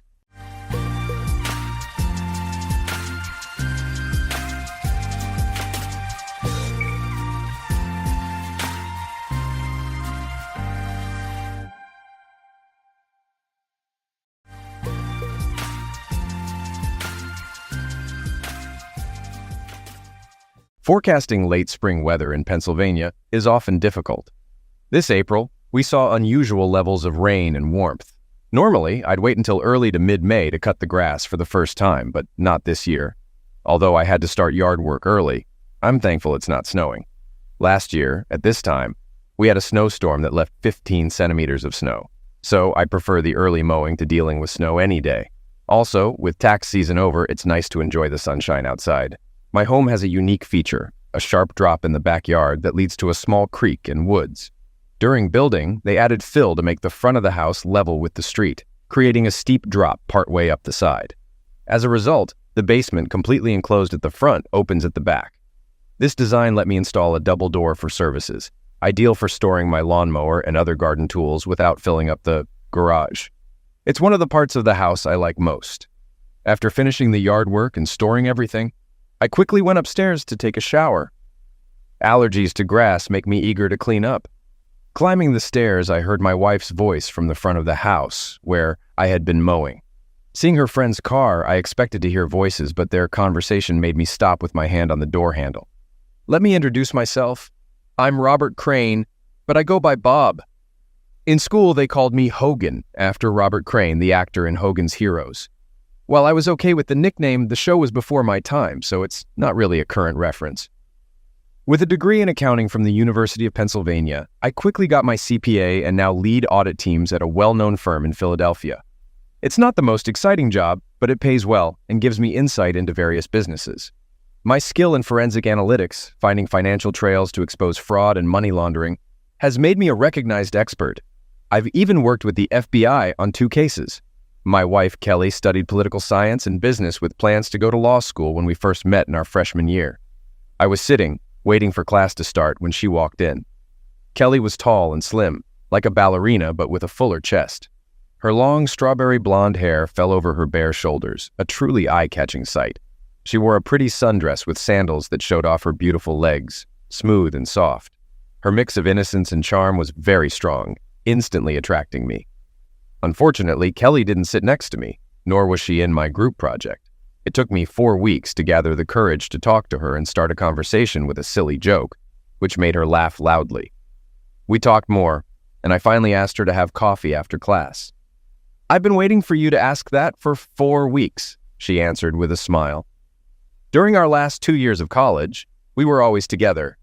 Initially, our parents had doubts about us, but they accepted our relationship after seeing our strong commitment. I couldn't imagine things getting better, but they did. After graduation, I got a job at a well-known accounting firm in Philadelphia with a great salary for a 22-year-old just out of college. Kelly got into the University of Pennsylvania Law School, and we stayed in our college apartment. I also started my MBA, funded by my employer, and commuted to work on SEPTA, which saved us from needing a car and cut costs. 3 years later, Kelly finished law school, and I proposed at a birthday dinner at Morton's Steakhouse in Rittenhouse Square. We got married 6 months after that. Kelly began working as a deputy district attorney in Bucks County, north of Philadelphia. We bought a house in Doylestown, the county seat with a courthouse and good train access, which made our commutes long but better than dealing with traffic on the Schuylkill Expressway or I-95. With her mom's help, Kelly found a good starter home with 3 bedrooms, one for an office with 2 desks, a guest room, and our main bedroom. Being close to her parents' house also made the location attractive, as Kelly saw it as a possible nanny solution when we started a family. As an only child who always wanted siblings, I was excited about this new phase. We had talked about having kids since our freshman year and agreed to wait until Kelly was settled in her career. But finally, the time came, and 2 nights ago, we decided to stop Kelly's birth control to start trying for a baby. I was overjoyed. Then, I heard something that made me stop, my hand on the door handle. "Hogan and I decided it was time for me to get pregnant," Kelly happily told her friend Olivia Watkins. Their loud, excited screams reminded me of the sad sight of whales accidentally beaching themselves on the Jersey shore in their eager rush. Standing on the stairs, I smiled at their excitement, which matched my own as I looked forward to being a dad. As I went to grab the pen again, a comment broke my happiness. "This is wonderful, Kel," Olivia remarked. "But what about Paul? The situation downstairs?" "Hush," Kelly quickly replied. "Hogan is outside mowing the lawn." After a short pause, I imagined her looking around, expecting me to be nearby. Then she added, "I've already told Paul that I'm ending the affair. He understands." With Grossman retiring as senator, Paul sees a chance for himself. Being caught in an affair with a married staffer wouldn't look good. It's really that straightforward. 3 sentences shattered my world. Paul Evans, Kelly's boss at the DA's office, was a 40-year-old widower with a daughter named Barbara. His wife, Anne, had died of breast cancer, making him a single dad. Paul was deeply involved in politics, and Kelly often shared stories about his political tactics to climb higher. "So you're just quitting like that? You've been involved for 6 months, and now you're just stopping?" Olivia's doubtful tone angered me. She was a former classmate from Penn State, someone I knew before Kelly. Despite Kelly and Olivia's close friendship, I thought Olivia was still my friend. It seems I was wrong. "Stop it!" Kelly laughed, brushing off Olivia's teasing. "You're terrible. Paul was intense, but he was too much for me. I love Hogan, and I want to stay true and committed as we start our family. How many more stereotypes are we going to joke about?" I had a thought. All I need for complete happiness is to come home, see an unknown car in the driveway, and find them together in my bed. I wanted to storm into the room, yelling, destroying everything. But I was stuck, shocked, my heart pounding in my ears. "Quitting just like that?" Olivia asked, leading to another laugh from Kelly. "Not exactly," she admitted. "I have a conference with Paul in Pittsburgh next week. That will be our goodbye. I'll miss the closeness, but Hogan and the baby are my priorities." I couldn't take it anymore, but I didn't know what to do. I care a lot about Kelly, yet this was tearing me apart. My business mind kicked in. I needed to step back and think strategically. As I walked up the stairs, I considered my options. I opened the door and walked into the kitchen. Kelly and Olivia were there drinking tea. Was that guilt on Kelly's face? "Honey, are you okay?" she asked, her voice full of concern. It was then I noticed tears on my face. "Allergies," I said quietly. "Looks like it's going to be a tough spring. Let's go up and clean up. Just leave those clothes by the bathroom. I'll handle them right away so they don't crowd your closet. Remember, I bought you a new pack of Claritin D last week. It's in the medicine cabinet." "Thanks," I managed to say, heading to the stairs. I needed some space to think. The next morning, Monday came, and I left for an early meeting before Kelly woke up, using it as an excuse to avoid her. Last night, I said I went to bed early because of allergies, hiding my real feelings. Sitting in the car, I thought about what I had learned. On one hand, my wife had cheated, but it seemed over on just a physical level. Some might say I should be okay with this, happy that she plans to be a devoted wife and mom now. However, I keep wondering if she'll cheat again. Could there be more hidden meetings leading to a divorce where Kelly gets the kids, and I end up with the financial stress? As an accountant and business analyst, I'm used to weighing risks and benefits, and I see this situation in the same way. My trust in Kelly is broken. To dismiss her actions as just physical misses the main point. She showed no respect for me as her partner. A cheater knows they are hurting their spouse. Otherwise, they would be honest from the beginning. While I might never get over her affair with Paul, if she had told me herself, it would have at least shown some respect. Kelly's behavior showed how little she values me. Though I was at work physically, my mind was busy figuring out what to do next. Besides overhearing that talk, I had no proof, nor had I noticed any different behavior over the past 6 months when she was supposedly cheating. Confronting her without evidence could be pointless and wouldn't help much. Kelly would deny everything. Paul Evans would deny everything. Taking any legal steps would be financially ruinous, as every judge, politician, and lawyer nearby knew Evans. I would have faced huge challenges in clearing my name. The idea of moving and starting over came to mind, but our house was a problem, making it hard to leave. Kelly couldn't pay for it alone with her salary, and we didn't have much equity. Trying to sell the house quickly to prevent foreclosure seemed unlikely given the current market. Such a step would hurt our credit scores, which is especially bad for a CPA looking for a job. It's tough to be trusted with other people's money when you can't handle your own. I needed solid proof before making any moves. I believed I could gather evidence, but but it unexpectedly came from an unlikely source. 3 days later, despite my efforts, I found no supporting evidence. Kelly's personal laptop yielded nothing, and no incriminating items were found hidden away. Then Kelly called, inviting us to a political announcement party at Paul Evans's house on Friday night. I assumed it would be his Senate candidacy announcement, yet I still lacked proof. Frustrated, we arrived at Evans's lavish mansion near Washington Crossing, complete with a backyard horse farm and a large tent for guests. As we entered, there stood Paul Evans, arrogantly greeting guests as if he were royalty. As a widower, Evans lacked a wife to fulfill hostess duties, so he clearly enlisted his 21-year-old daughter for the role. She stood beside him, greeting guests as if it were second nature. When our turn came, Evans beamed at Kelly, saying, "Kelly, you've done it. How wonderful." He gave my wife a chaste kiss on the cheek before turning to me. "Robert, good to see you again. I'd be lost without your wife, but it seems I'll have to give her up soon when you start expanding your family." He chuckled at his own jest. "Just give her back when you're done and no hard feelings." More laughter ensued. Kelly blushed slightly, and I wanted to throttle the grinning fool. I caught his hint, which he seemed to think flew over my head. "Who knows what the future holds?" I replied, tone flat and neutral, neither hostile nor friendly, mirroring how I delivered the audit results. Evans flushed a bit, and Kelly nudged me, murmuring something about being impolite. Smoothly moving on to the next guest, Evans left us alone with his daughter. Kelly was undeniably beautiful, but Barbara Evans was breathtaking. Even in my simmering anger, I couldn't help but notice. Her auburn hair and radiant smile evoked thoughts of a young Maureen O'Hara. If Kelly resembled a voluptuous ballerina, Barbara looked like she belonged on a swimsuit calendar alongside Kate Upton. She possessed the kind of beauty, physique, hair, and skin that photographers dreamed of and often had to enhance with Photoshop. Paul Evans had the quintessential political family, a triple threat. He appeared tailor-made for the roles of wise statesman and family man. Losing his wife to cancer provided him with the perfect spouse, idolized by all, with any detractor risking career destruction. Barbara was a princess, former prom queen, business and law student at Penn State, former gymnast, and now a cheerleader for the university. According to Kelly, Barbara planned to audition for the Eagles cheerleading squad at the next open competition, having just turned 21 with a saintly late mother and a smart, beautiful, photogenic daughter. The press would eat it up on the campaign trail. "Robert!" Barbara exclaimed in an excited tone, embracing me tightly. This wasn't a mere polite hug, it was a full-bodied squeeze, with parts of her pressed against me in the most delightful manner. "You look fantastic. No wonder Kelly's been keeping you all to herself. You never show up to any of our gatherings. You shouldn't overwork yourself. It's not good for your health." Somehow, she managed to say it all in one breath.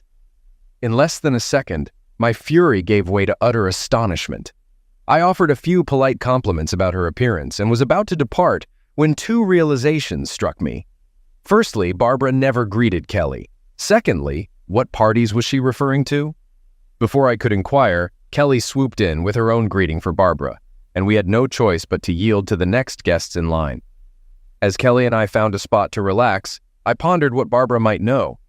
After fixing my wife a drink, I inquired, "What parties was Barbara mentioning?" Kelly simply smiled and waved it off. "She's just teasing, that little brat. Sometimes Paul holds team meetings and strategy sessions here. He claims he thinks better with a drink in hand, and you never know who might be nearby at a bar. Barbara was home a few times when we gathered here. Don't spread it around, but Paul let her have a drink at home before she turned 21. That set my mind racing. This scoundrel might have had carnal relations with my wife right here in his home under the pretext of business meetings. These could even pass as actual meetings where Kelly was the last to leave. Or perhaps she left first and returned after everyone else had departed, preventing suspicion from arising about why she always lingered behind to help her boss tidy up. With his wife deceased and his daughter off at college, he had no need for a discreet hotel room, hence leaving no trace of their encounters. "So Barbara attends your team meetings?" I inquired. Kelly brushed off the query. "No, she was home on a few occasions when her classes were canceled. She's just poking fun at her dad for partying during work hours." She tugged at my hand. "Come on, honey, let's get your young wife a drink." For the next hour, Kelly stuck close to my side. We conversed with some of her colleagues, and a few brought up our plans to start a family, expressing both sadness at potentially losing Kelly for a while and joy for our future. Frankly, I felt a tad embarrassed. How did all these people know about our plans? An hour later, Paul Evans called for everyone's attention, his daughter beaming beside him. He began by thanking everyone for coming, then proceeded to announce his major campaign. Though anticipated, the news stirred excitement among the attendees. I observed the local newspaper publisher alongside one of his reporters, undoubtedly jotting down notes for tomorrow's headline. I'll spare you the other party particulars. It would have been enjoyable if my heart wasn't in pieces and my mind racing to find proof. About 90 minutes after the grand announcement, Margaret Williamson, the first assistant district attorney, entered, announcing Paul's desire to meet with his staff. While Paul held an elected position, Margaret served as the office's senior manager, essentially overseeing its operations. While prosecutors rotated every 4 years, Margaret remained a constant presence, revered for her integrity in the legal community. Kelly had taken the job primarily because of her. I held great respect for her. She had been married for over 3 decades to an electrician who had supported her through college and now owned a successful electrical contracting company. The couple was deeply committed to each other, serving as role models for Kelly and me. "Sorry for stealing your wife, Hogan," Margaret quipped. "Paul wants to discuss office organization once he wraps up campaigning." With that, they departed. Leaving the gathering of remaining spouses, I sought solace on the far side of the expansive pool opposite the patio where the party buzzed. A wicker swing chair hung from chains in the shadow, providing a secluded spot for contemplation. Barely 5 minutes in, my solitude was interrupted by a voice. "So this is where you're hiding," Barbara purred as she slid into the swing beside me. She positioned herself to face me, her little black dress clinging to her tan hips, suggesting allure while maintaining an air of innocence. It's telling of my state of mind that I noted this observation almost clinically. "You seem burdened," she remarked. I hesitated to discuss this with my wife's lover's daughter, no matter how attractive she was. "We've been swamped with office work, lots of audits," I offered, hoping to steer the conversation elsewhere. "Is it true?" Barbara inquired with genuine interest. "I just wrapped up my final accounting course at university. We covered forensic accounting in law enforcement. I found it fascinating," I shared, even surprising myself amidst the grief. "Really?" I questioned incredulously. "It may not sound glamorous, but essentially it's like being a detective, piecing together information from various sources to uncover the truth, especially when people try to hide it. Not everyone sees it that way," I admitted. Barbara delved into the details of what she had learned in class and why she found it captivating. I must admit, I was impressed. I've encountered interns at firms who couldn't articulate themselves as well on the subject. Focusing on her words helped me push aside her appearance and, more importantly, the simmering anger within me. I found myself embracing the role of mentor, which helped dim the emotional turmoil. "You really enjoyed the course," I observed. "You seem to have a solid grasp of the topic." Barbara blushed momentarily at the compliment. The sultry pinup persona faded, revealing a genuinely touched young woman. "I actually considered joining the FBI, but after school, Dad wants me to either pursue prosecution or join one of his friends' law firms. I'm not sure if that's what I want," she confided. "You should pursue your own aspirations, not your father's," I advised honestly, though I wasn't opposed to disrupting that idiot's plans. "I've had some experience with the FBI when audits uncovered criminal activity. They're sharp individuals," I added before Barbara could respond. Suddenly, Kelly emerged from the shadows. "So this is where you've been? No funny business?" she teased. Barbara turned to my wife with a bright smile. "We were just discussing Bob's work. It came up in our class discussion," she explained. "Well, that's Hogan for you," Kelly remarked proudly. "I remember one audit report where an employee embezzled using their boss's login. Hogan discovered that some transfers occurred while the guy was on a business trip. But the login originated from the corporate office.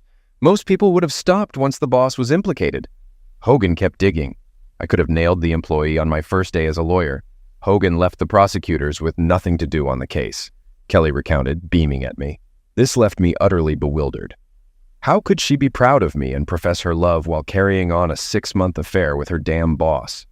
Seeing my expression, Kelly asked, "What's wrong, dear?" "Nothing," I replied. "Just pondering." "Well, stop it. It's a party," Kelly scolded. She barely paused before adding, "Hogan, you'll never guess what opportunity I've been offered. Paul and Margaret want me to handle some administrative tasks as I prepare for maternity leave once your project is completed. This way, there won't be any loose ends when I'm gone. I'll be working directly under Margaret." My heart skipped a beat at the thought of Kelly being away from that idiot Paul. But in the next moment, my hopes were dashed. "I'll have to travel occasionally," Kelly continued. I'll be delivering important documents to Paul during the campaign, so I won't be actively involved. But I'll get to witness some behind-the-scenes action. It's going to be so exciting. Once again, my heart shattered. While Kelly had mentioned ending the affair to start a family, I couldn't shake the fear of her straying again, especially with the allure of the campaign trail. If she becomes pregnant, who's to say it'll be my child? Paul is roughly my size and complexion. Without a DNA test, it'd be challenging to ascertain. My anger began to stir, but I quelled it. Now wasn't the time. Barbara engaged Kelly in conversation about her new role in the campaign, leaving me sidelined. I seized the chance to compose myself. After tonight, I'll start strategizing. I needed to somehow counteract Paul's political sway, though frankly I had no clue how to do it. 2 days later, the solution arrived at my office. "Your 4 o'clock meeting is here," my administrator announced. Checking my calendar, I found no bookings. Before I could respond, Barbara entered. "Hey, Hogan," she greeted, her long auburn hair cascading over her shoulders. She wore a light sundress that accentuated her legs, with strappy sandals reaching almost to her knees. Her bosom were discreetly covered, yet the fabric hinted at allure. 2 thin straps upheld the dress, leaving her arms bare. I was speechless as she entered. "I hope you don't mind," Barbara began, shutting the door behind her. "I told Mary we had a meeting to discuss my career and Kelly's employment with my father." Politely, I rose from my chair. "Glad to see you. Just working on some reports," I said, gesturing for her to take a seat. After she sat, I followed suit. "What's on your mind?" The cheerful expression vanished from Barbara's face. "I think you know, Bob. I saw it when you talked to my father. I'm truly sorry he's tarnishing such a good guy." I was shocked. This wasn't what I anticipated. "What do you mean?" I inquired cautiously. Barbara disclosed the news about my father's affair with my wife in a blunt manner. I leaned back in my chair at the stark revelation. "Did you recently find out?" Barbara asked softly. I nodded. "I'm truly sorry." "How? When did you learn?" I questioned. "About 3 months ago," Barbara confessed. "I'm not sure when it began, but I discovered it on February 1st. I came home early that Friday and stumbled upon one of their rendezvous at our house. I had been out for lunch with a friend from school and stopped by to drop off some items and say hello. Dad inquired when I'd be back, and I said after dinner. It turned out my friend fell ill and couldn't join me. After having a snack, I returned home, where I witnessed Dad and Kelly engaging in carnal activity in our jacuzzi. I captured photos and even filmed them running undressed into the house. There was a foot of snow on the ground. "Did you take pictures of your father having physical engaging?" I asked in shock. I also pondered whether I could obtain copies of the photos, which would be extremely useful in a divorce. As if anticipating my thoughts, Barbara reached into her bag, retrieved a large envelope, and placed it on my desk. "Here are pictures from that day and several others," she said. Pausing, she grinned. "Dad installed a security system in the house. The entire exterior and several interior rooms are monitored. If you know the website and have the key fob and password, you can access it from almost anywhere. There's also a flash drive with video recordings." I was taken aback by this. Paul's daughter provided me with everything necessary to divorce and discredit her father. "Why?" I asked. The sorrowful expression on Barbara's face turned to anger as she quietly replied, "I despise him more than you ever could." I remained silent, waiting for her to speak. After a moment, she began, "Dad met Mom when she was a college student. He was an aspiring lawyer assigned to the Physical Engaging Crimes Unit in Philadelphia. Mom came to study from Ireland. Her family was wealthy but perished in the London dairy bombing. She came here to escape the chaos." Her voice softened, likely inherited from her mother. "Mom was dating some loser who slapped her so hard she ended up in intensive care." Kelly paused and placed a thick book adorned with greenery and lace on my table. "I found her diary after she passed, and she was somewhat of a submissive lover. She enjoyed being commanded by a strong man. This idiot went too far and she ended up in the hospital. My father was tasked with handling the situation. They met, he went to jail, and a year later they married. My father was always ambitious. He landed a smart, beautiful woman with an exotic accent.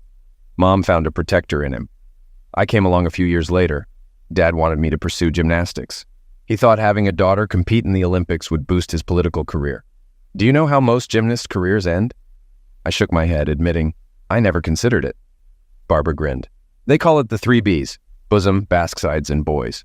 I got the first one. I was pushed into cheerleading to embody the all-American girl. I didn't mind. I enjoyed performing. But by age 16, I realized I was merely a pawn in my father's ambitions. Mom knew from the start. Dad had affairs almost immediately after they wed. Mom knew and pleaded with him to stop, but she was too powerless to act. She felt trapped. Being a devout Catholic, divorce was out of the question. Barbara paused, and I allowed her a moment to gather her thoughts. After a beat, she continued, "Sometimes I wonder if her poor response to cancer treatment stemmed from a subconscious desire to die or active sabotage of her treatment. Anyway, I was by her side in the hospital when she passed. Officially, Dad went to court and won a liquidation case. He coerced the doctor into altering the time of end of life. In reality, he celebrated by having physical engaging with his assistant in her apartment. He paraded Mom as a trophy, and the press adored the story of their meeting, a heroic prosecutor rescuing a misused woman. Damn! That idiot himself misused her more than once, and I witnessed it. Why are you telling me all this? I had to ask, feeling undeserving of her revelations. Hogan, my father, he's not a very good man. After my mother passed, he concealed his affairs until I left for college. Then he began hosting meetings at home and elsewhere, not just for work, but also for some charity groups he's involved with. I know for a fact he's involved with 2 other women from these groups.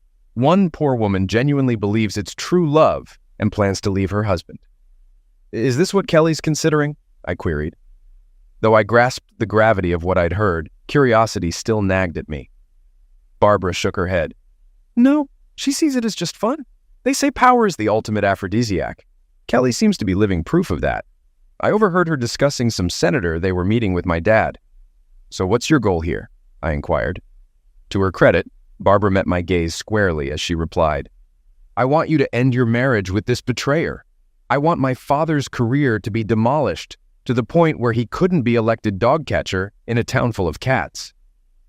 I've considered just sending my evidence to the newspapers or even the opposing party, but he has too many allies. I believe together we can make them pay. Won't it complicate your schooling? She tossed her auburn hair. No, my mother left me her inheritance as a trust fund. I haven't touched it. But if need be, I could cover the rest of my tuition and MBA and still have a comfortable cushion left. If your mother had so much money, why didn't she leave with you? She could have gone to Ireland, where your father couldn't reach. Barbara winced. She was raised Irish Catholic. Divorce was never an option. Despite everything, my mother clung to her faith until the end. That's the only reason I think her end of life was unintentional, as destruction is deemed unforgivable. I found Barbara's truthfulness undeniable. She expressed her desire to ruin her father's career, and my possession of this information didn't bode well for his aspirations. I didn't suspect it to be a trap. If Kelly and Paul wanted to ruin me, they could do so openly in court. This sort of scheme was reserved for the desperate, like me. A plan began to take shape in my mind. I needed Barbara's assistance with a few matters. At the very least, it would gauge her commitment to destroying her father. All right, I consented, but I don't want to destroy him by releasing these photos or even naming him in the divorce. Barbara looked surprised. Why not? She demanded, her face flushing with fervor, ready to launch into a speech. I halted her with a raised hand. I'm not saying we won't ruin him, but I'd rather avoid the negative press of a betrayed husband in a political scandal. Instead, I want to dismantle what he strived for all his life, erode his power and influence. And I can achieve a smooth, low-profile divorce without causing any concern. Barbara gazed at me in shock. A minute later, a cunning smile crept onto her face. What's your request? I grinned. I'll do what I excel at. Get me his financial records, personal and campaign-related. They nailed Capone on tax evasion. Having met your father, I'm confident I'll find something. And if not? She inquired. I smiled. I have another plan. For the next 3 days, Barbara and I were occupied. She installed a keystroke recorder on her father's personal laptop and home computer, also backing up his hard drive. We configured their security system to sync records to a cloud space I controlled located abroad. As for me, I refrained from monitoring Kelly's phone. With Barbara's evidence, I didn't require anything else. I activated a GPS tracker intended for parental use, primarily relying on cell towers for location unless I initiated GPS activation. I simply didn't want her interrupting me at home while I worked. The day after Barbara's initial visit, I feigned a groin injury as an excuse to avoid closeness with my wife. After learning about Paul's numerous partners, I wasn't willing to take any more risks than I unknowingly had. Plus, I doubted I could do it without my anger erupting. I also scheduled an appointment with the doctor for STI testing. Initially, nothing was detected, but some, like HIV, can take months to register antibodies. Kelly departed for the Pittsburgh conference, her excitement tinged with irritation. It was no surprise she looked forward to the trip, yet despite everything, a part of me still loved her. I could never trust her again, but my feelings remained. However, the thought of being carnal with her after what I discovered was unbearable. On Thursday morning, Kelly, packed and ready, awaited Paul and the junior lawyer joining them for the conference. I wondered if the young man knew he was their cover. "I'll be back Sunday afternoon," Kelly informed me after dropping her bag by the front door. Seated at the table, I sipped my coffee with my back to her. She embraced me from behind, her lips close to my ear. "I hope you'll feel better so we can focus on the baby," she whispered, her voice stirring memories of happier times. I fought back tears, managing to compose myself. "I'll apply ice to speed up the healing," I assured her, stroking her hand and kissing her forehead. She murmured, "I wish I didn't have to leave. It'd be better to stay home with you and be undressed all weekend." "You could always tell Evans something important came up," I suggested spontaneously, sensing a shift in her tone as she regarded me. "What's your issue with Paul?" she asked incredulously. "You seemed rude at the party, and now you speak as if you despise him." I forced myself to calm down, shrugging. "Honestly, I've seen too many arrogant idiots like Evans who think they're untouchable and the epitome of power. They're big fish in small ponds, peddling the illusion of power and manipulating people into believing it, like that mayor in South Carolina last year. Big shot, embezzled city funds, and slept with 3 married women. Now he's in federal prison for 10 years, and they're all divorced and publicly shamed. Evans gives off the same vibe. If he gets to Washington, he'll be preying on clueless interns within a week. But eventually, his facade will crumble. And when it does, I wouldn't want to be caught in the fallout." Kelly gazed at me, taken aback. While I'd ranted about such individuals before, I'd never linked Evans with them until now. Perhaps I should have kept quiet, but releasing those feelings felt cathartic. Despite the end of our marriage, I believed it was fair to warn Kelly that I still harbored love for her, even though trust was irreparably broken. "Hogan, that's awful what you said about Paul," Kelly objected. "He's a good person who's done a lot for this district." "He's not like that." I detected a pleading undertone in her denial. Unexpectedly, the sound of a car horn outside interrupted us. "Paul's here," Kelly sighed in frustration. She shot me a look that swiftly transformed from remorse to fear. "I'll be back in 4 days," Kelly said, conciliatory. "We can discuss it then. But brace yourself, love. We have a child to focus on." She embraced me, kissing me fervently. I reciprocated with equal passion. "Have a good week," she whispered. "I love you." "I love you too," I replied. She grabbed her bag and opened the front door. "Goodbye, dear," she called over her shoulder. "Farewell, Kelly," I responded before closing the door. 30 minutes later, I departed by train for the city where Barbara and I had an appointment with the FBI. As it turned out, I didn't need to gather any evidence. I'd rate Paul Evans's embezzlement tactics as moderately clever. Barbara and I convened at her off-campus apartment to scrutinize the documents she'd extracted from his computer. Overall, his methods were fairly standard. I estimated he had about $2 million tucked away in an offshore account, at least according to the transfers. However, I couldn't confirm if it still existed as those records weren't included. Much of this money came from small donors unlikely to attract IRS attention. But why were out-of-state individuals donating to the DA's campaign? I managed to trace some to defendants whose cases had been dismissed or had received unusually lenient plea agreements. However, Barbara unearthed the biggest bombshell. Turns out she wasn't Evans's only child. Along the way, he fathered children with 2 other women. One was born 3 years before his wife's end of life, with his mother being one of his employees at the time. The 3rd child, born 8 months after his wife's passing, was from an 18-year-old hospital volunteer. Evans compensated each woman $2,000 a month as campaign consultants for poll research. Barbara nearly wrecked her apartment in a fit of rage. That fiery red hair was quite the warning sign.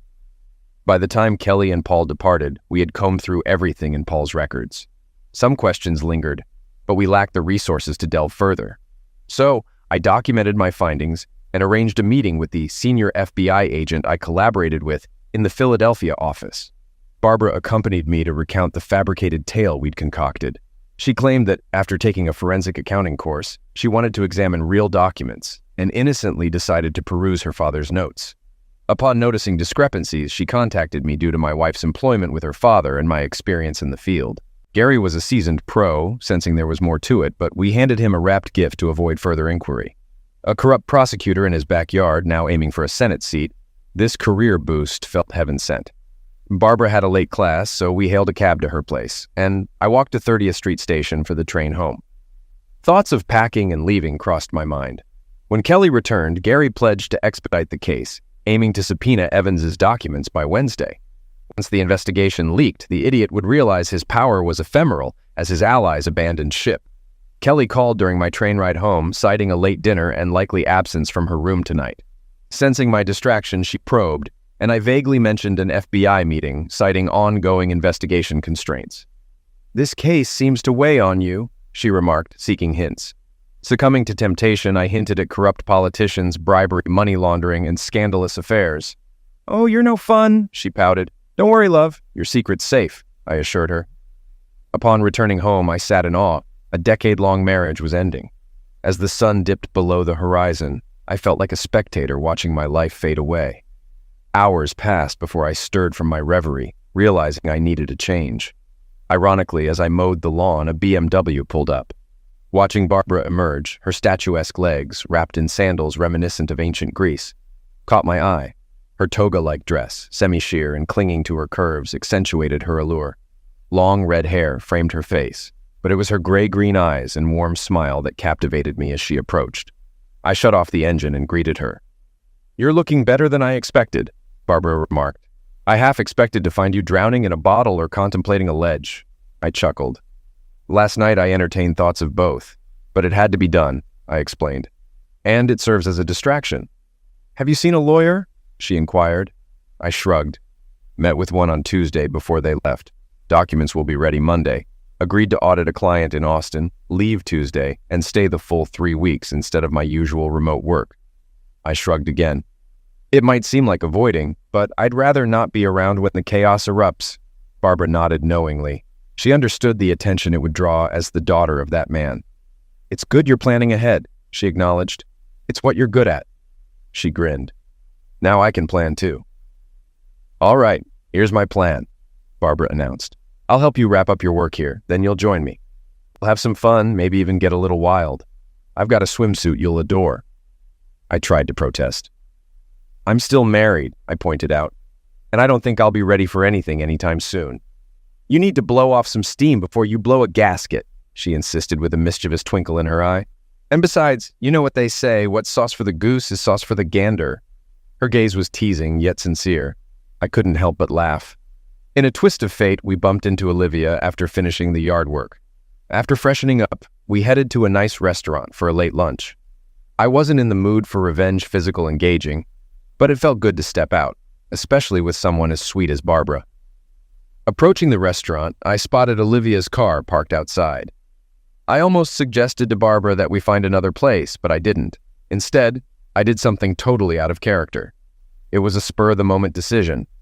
Despite all my careful planning, something inside me snapped when I saw Olivia's car in that parking lot. Casually, I embraced the red-haired beauty and guided her into the restaurant. Without much ado, I slipped the owner a tip to ensure we were seated at a specific table, somewhat secluded but still visible from certain angles. Seated, I positioned Barbara to face outward and took a seat beside her, holding her hand. "What's this about?" she asked with a sweet smile. "Not that I'm complaining," I chuckled. "Remember how I told you about finding out about my wife's affair? About her friend Olivia? Well, her car is parked right out there." Barbara erupted into laughter. "So I'm the other woman. Well, I can handle that," she joked, leaning forward to give me a soft kiss on the lips, a promise of more to come. Our food arrived, and I found myself thoroughly enjoying the moment, forgetting all about the impromptu setup as I relished Barbara's company and her witty banter. "I've never heard counting sound so naughty," she quipped, making me laugh. Glancing back, I spotted Olivia walking past us. I pointed it out to Barbara. "Oh my God," she giggled. "This is too good." Leaning in for another kiss, I felt my hand instinctively move under the table, resting on Barbara's leg. Her skin was incredibly soft, her muscles firm yet elastic. The touch sent shivers down my spine, and I was lost in the moment until Olivia's sudden outburst cut through the air. "Hogan, what the hell are you doing?" she yelled, drawing everyone's attention. "And who's this tramp you're flaunting while your wife's away? I expected better from you." I released Barbara's hand and turned to face my ex-girlfriend. "What's your problem, Liv? It's just a little carefree physical engaging before Kelly and I settle down and have a baby. And could you keep it down? People are trying to eat," I said, trying to brush off Olivia's shocked expression. "What?" she began, clearly taken aback. "Oh, come on, Liv. Kelly does the same. I'm sure she's having fun with her boss right now, and she's been at it for months. So I figured it was only fair that I seduced the boss's daughter." Olivia looked like she was about to have a heart attack. Sensing Barbara starting to giggle, I gently squeezed her hand to quiet her. "You know about Olivia?" she stuttered. "I know that I must be a faithful, clueless husband, while my wife runs around with the help of a woman I considered a close friend," I retorted with disdain. Olivia winced at the contempt in my voice. "I know Kelly wanted to try something else one last time before having a baby, like that last fling before the wedding, if it was normal for her." "What do you have against me?" I had no evidence of Kelly having affairs before Paul, but once a cheater, always a cheater, as they say. I threw my suspicion out there, wondering if Olivia was unstable enough to confirm it. She did. "Do you know about this too?" she sighed. "No, but thanks for the confirmation," I replied. Olivia paled at this. "Go away, Olivia," I said firmly. She turned and hurried away from the table. A few minutes later, we heard a commotion. It was Olivia leaving the restaurant. "Well, it was fun while it lasted," Barbara said with a slight laugh. I really wanted her to stick around longer. Her smile made me blush. "You know she's probably on the phone with your wife right now," she added. "Perhaps," I agreed. "I give her 5 minutes before my phone starts ringing. But if she left now, it's a 5-hour drive back home from Pittsburgh. That gives us time for dessert and for me to pack up and head home. It's a shame I won't get to see you in that bikini you promised." Barbara laughed again. "Oh well, maybe another time." She reached out and grabbed my shirt, pulling me closer. "You know, my semester ends in a week and a half," she murmured in my ear. "I've always wanted to see Austin." Her words barely registered as her tongue slipped into my ear. Kelly started calling me. 10 minutes after Olivia left the restaurant, I listened to a few of her enraged messages, almost finding it comical. After an hour of her relentless messages and texts, I blocked her number. I knew she might call from another phone eventually, but she was driving back from Pittsburgh, unable to simply borrow someone else's phone on the highway.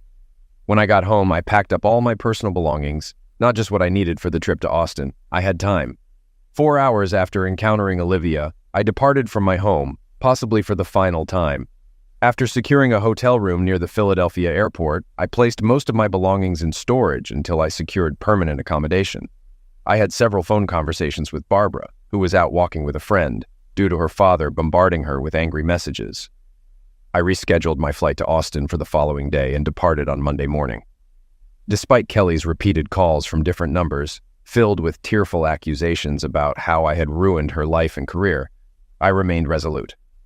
Olivia's initial outburst drew attention, leading to a comment on a blog that accurately depicted Barbara and me as players in the unfolding drama. My remark about Kelly's involvement with Paul during their weekend in Pittsburgh stirred controversy within the county's political and legal circles. For the rest of the week, I avoided most news from Philadelphia. It wasn't until Friday that I received a letter from Margaret, a senior manager in the DA's office, surprisingly apologizing for the ordeal. Margaret acknowledged Paul's extramarital affairs, but claimed ignorance about Kelly's involvement. She commended me for using legal means to seek retribution against the lawyer.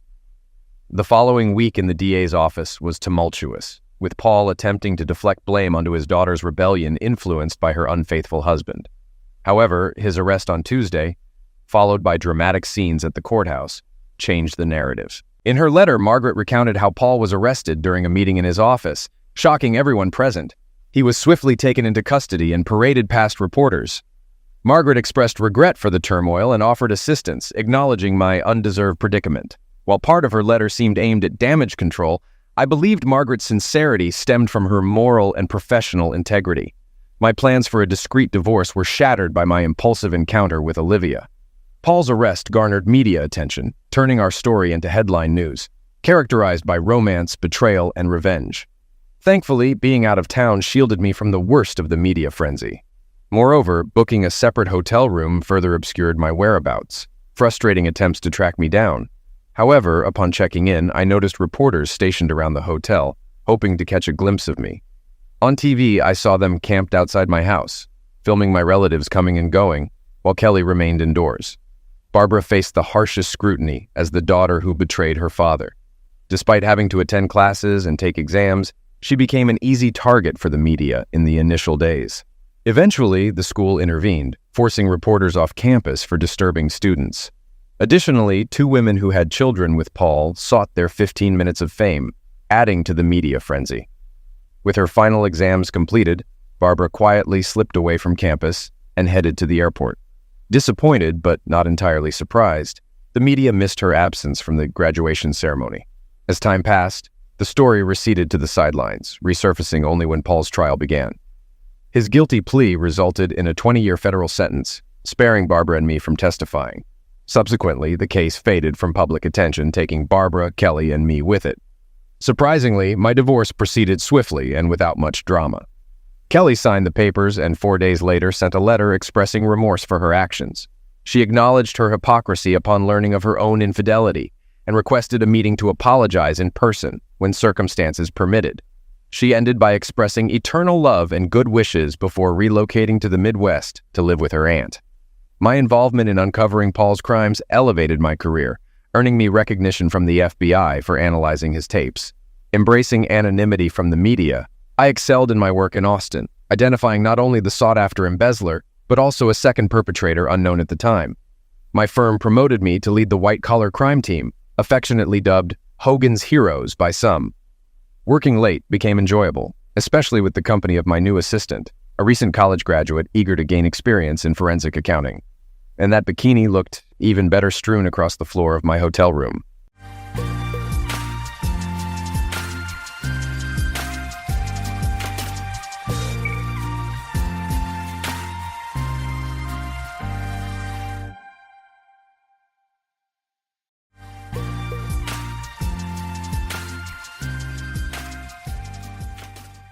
Why would she betray me like this?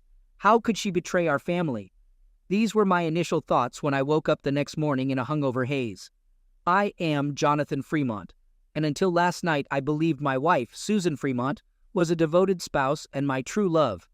As it turns out, she is indeed a loving wife, but only in practice, with her lover, not with me. She revealed that she's been cheating on me for about a year and expects me to accept it. Absolutely not. I struggled to control my anger and revisited her words from the previous night. She claimed to love both him and me, yet she insisted on spending more nights with him, leaving me with no say in the matter. She explained that he's a divorce lawyer and she was merely assisting him. That was nonsense. She confessed that he was her divorce lawyer if I didn't comply with her wishes. Oh, hell. Having seen enough courtroom dramas on TV, I knew this was a significant conflict of interest that could lead to his disbarment. I smirked. However, my smile vanished as quickly as it appeared. I still didn't know the identity of this guy, and extracting information from Susan seemed impossible without resorting to extreme measures. I briefly contemplated taking drastic action against the unfaithful doxy, but then I thought about my children. She is their mother, and I couldn't subject her to that. Upon reconsideration, I went over the situation again. If I didn't play by her rules, I would end up paying for her and her lover's life at my expense. I remembered a friend who had gone through a divorce and shared his strategy at the bar one night. He emptied his accounts, leaving his cheating wife with nothing to hire a lawyer. Although she secured pro bono representation, she ultimately lost to my cunning friend. However, the key difference was that he didn't have kids, whereas I do. This meant I might have to pay child support at the very least. As far as I knew, she wasn't bringing him to our house, indicating that she was likely going to his place. Curious, I called my in-laws and had a conversation with my mother-in-law, who greeted me warmly, unaware of her daughter's unfaithfulness.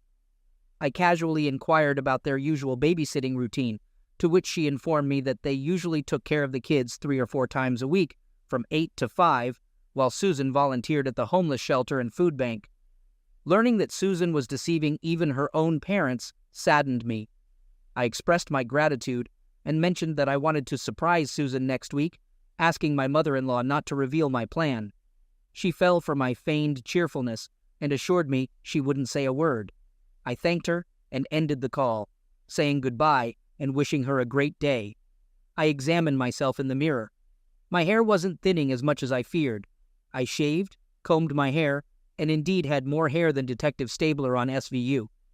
Now the beer gut had to go.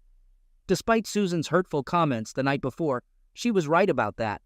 How did I let myself go like this? All that overtime, working 160 hours a week to provide for my wonderful kids and my unfaithful wife. I loved my kids. My feelings for my wife were not as strong as she wanted me to believe. First things first, I initiated the cancellation of all our joint credit cards and ordered replacements in my name exclusively. Following that, I contacted my branch manager, directing him to transfer everything from our shared savings and checking accounts into a checking account solely under my name. Automatic bill payments were also terminated. This is self-defense, ladies and gentlemen. My wife's contempt and disrespect were evident as she deceitfully portrayed me as defenseless in our impending divorce. She declared war, and it was her mistake. However, her lawyer advisor guided her on what to say. Lawyers and cops share tactics, strong-arming and intimidation, to dissuade ordinary individuals from resisting. Cops resort to it when facing a valid complaint, while lawyers employ it for out-of-court settlements. They both underestimated me. Despite being just a diesel mechanic, I'm not foolish. Having spent 4 years in Army CID, I could have pursued a career as a cop or a private investigator. Yet my passion lay in working on engines, specializing in diesel engines even as a shade tree mechanic. Now a certified diesel mechanic, I earned decent money with substantial overtime at time and a half. Dressed in sweats, I jogged to clear my mind, and admittedly, to shed some of this beer gut. Post-jog, I called my boss, informing him of my need to take a couple of weeks of vacation time to navigate a family crisis. He granted approval, and then it was time to fine-tune my plan. Violence was inevitable, and there would be bloodshed. I knew that much from the start. There was a chance of ending up in jail, and I aimed to avoid that. With CID experience, I knew some tricks, but it would still be tricky. Shopping was next. After showering and changing, I ventured into town. Anticipating winter, I acquired soft gloves, a black turtleneck, and a ski mask without a mouth hole. Oakley shades with a matte gray finish and matte black frames completed the ensemble. Walmart was a convenient stop. Yes, I was going to have a lot of fun once I identified the culprit. Then, I visited our local Ice-Bee shop, obtaining voice-activated recorders and a GPS system with extended life batteries. Cameras could wait. A gym bag for new clothes and matty black steel-toed work boots were also on the list. Not a stretch, considering my old work boots were worn out. That was fine, though. The new boots would replace the old ones. A sporting goods store provided an aluminum baseball bat and a large gym bag. Deciding to purchase a sport girdle for my gut, just in case, I didn't want to be identified by my gut. That was for sure. I ensured I paid cash for everything, avoiding a paper trail from a credit card traceable back to me. Then came the hard part, playing the submissive husband when my cheating wife got home, whenever she decided to get home, that is. I wouldn't capitulate right away. Susan knows me, and she knows how bullheaded I am. I stayed out all day until what would have been quitting time, not wanting the witch to suspect anything yet. Entering the house, she wasn't home. Well, screw it. I tried her cell phone, but it was off, going straight to voicemail. Urgent, I left her a message, specifying the time and date, insisting she call me ASAP. Time to mess with her head a little bit. 2 hours later, she called, and the kids were still at their grandparents' place.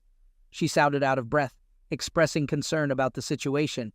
In response, I opted to sound a bit broken up and urged her to come home immediately, emphasizing that it was about the kids. I sobbed for effect, and then hung up. Susan rushed home and arrived in less than 10 minutes after my call, entering the room from the garage. Observing my pale appearance, she anxiously inquired about what was happening, expressing fear for the children. In a harsh tone, I snapped, questioning her concern and accusing her of being too preoccupied with her lover to worry about the well-being of our children. My voice dripped with venom, and my eyes reflected intense hatred. I revealed that the marriage was over, but before concluding it all, I wanted to mess with her head. I highlighted the 2 hours during which her phone was off after I had called her upon returning from work. I questioned her priorities, asking if her lover was more important to her than our own children. Overwhelmed with emotion, Susan collapsed on the living room couch, sobbing pitifully. I questioned in a lower tone, pondering the hypothetical scenario of me being in the place of the children.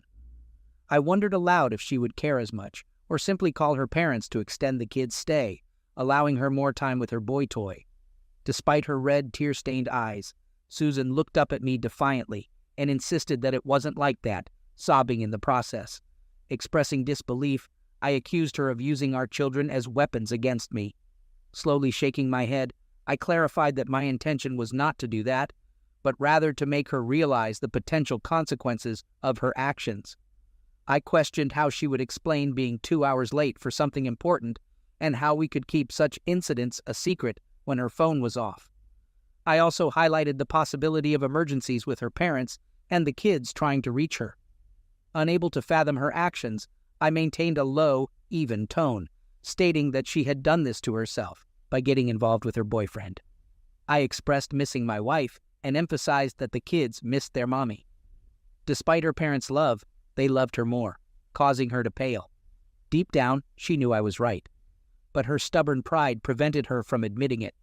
In response to my observations, Susan shrieked, her face reddened with rage and a hint of guilt. Guilt seemed to be the main source of her fury. I calmly stated that if she attempted to divorce me, she would leave me ruined and broken, as she sneered at me and declared her intent to go back after showering. As she headed back toward our bedroom, I thought, there is a God. In the master bath, I acted swiftly, grabbing the GPS and a voice-activated recorder before heading to her car. I concealed the voice-activated recorder under her seat and the GPS under the passenger seat. With receivers for both on me, I could track her movements and hear her conversations. The signal range was 10 miles, ensuring I wouldn't lose it unless she went to the other side of town. Dipfucker's reckoning was imminent. After planting the devices and testing the receivers, I pocketed the voice receiver and placed the GPS receiver in my Ford F-250 diesel. Seated inside the truck with my head in my hands, I observed Susan emerging, dressed to impress. Pleading with her, I expressed my desperation, asking her not to go through with it and not to damage our family. Her expression softened as she conveyed her apologies, stating that she truly loved me, but emphasizing that the other man needed her. In response, I confronted her, pointing out that if she were genuinely sorry, she wouldn't proceed with the affair. I made it clear that she was betraying her role as a faithful wife by being involved with another man. Despite my straightforward approach, she insisted that she had to do it because he needed her. Stressing the importance of family, I reminded Susan that our family needed her presence. I questioned her commitment to me and our children, emphasizing that our 3 kids were the product of our love for each other. I pleaded with her to remember our shared history and the family we had built together. However, she reiterated her commitment to the other man, assuring me that she would be fully present for me and the kids tomorrow. Despite my reservations, I reluctantly agreed, expressing my disapproval with a shake of my head and a sigh of defeat. Her face initially displayed triumph, but it quickly transformed into a condescending smile. She assured me not to worry, expressing her love and stating that she would always be mine. I acknowledged her words, mentioning that it would take a long time for me to be okay with her decision. Shaking my head once again, I watched as she walked towards the garage, acknowledging to myself that she was correct. It was just a temporary situation. Temporary until Loverboy has been dealt with. Then let her see how much she likes him when I'm done. As soon as she left, I went and grabbed the aluminum baseball bat, my old Bowie knife, and my blowtorch. I grinned evilly as I climbed into the cab of my Ford and turned on the GPS and VAR receivers. She had the radio on, and I could hear her humming a happy tune along with the radio. I slipped the torch, knife, and bat into the gym bag as I gave her a 5-minute head start. I saw by the GPS that she was only a few miles away, so I gunned my truck to life and headed over there. I pulled up to the house where she had just parked her car in his garage. Crap, she even had a garage door opener for his place. Jesus, she might as well be married to him instead of me. I felt my rage rising again, but took some deep breaths to keep it in check. I wanted to do nothing more than to bust him there and smack the crap out of him and her too if she got in the way. At least I got his license plate number and jotted it down quickly. I always carry a pen and a small notebook with me as an old habit from my time in Army CID. I also jotted down his address. No, this would take some proper planning. I made sure that my gear was squared away. I got in the back of the cab and changed into my redneck ninja gear. As I came to think of it, I put on the girdle so my gut wasn't showing, pulled on the gloves to get rid of any fingerprints, and the sweater over that. I put on the black jeans and pulled the ski mask on over my face. This would just be recon tonight. Tomorrow would be a different matter, however. I then pulled around to the mouth of the alleyway behind the houses. I stopped a few houses down from Loverboy's and slipped out quietly.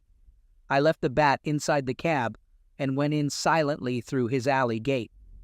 No problems so far. I kept my eyes open, scanning for any alarm systems. None so far. I went low and Rhodey ran to the closest window. There was light from inside, and it was damn near pitch black outside.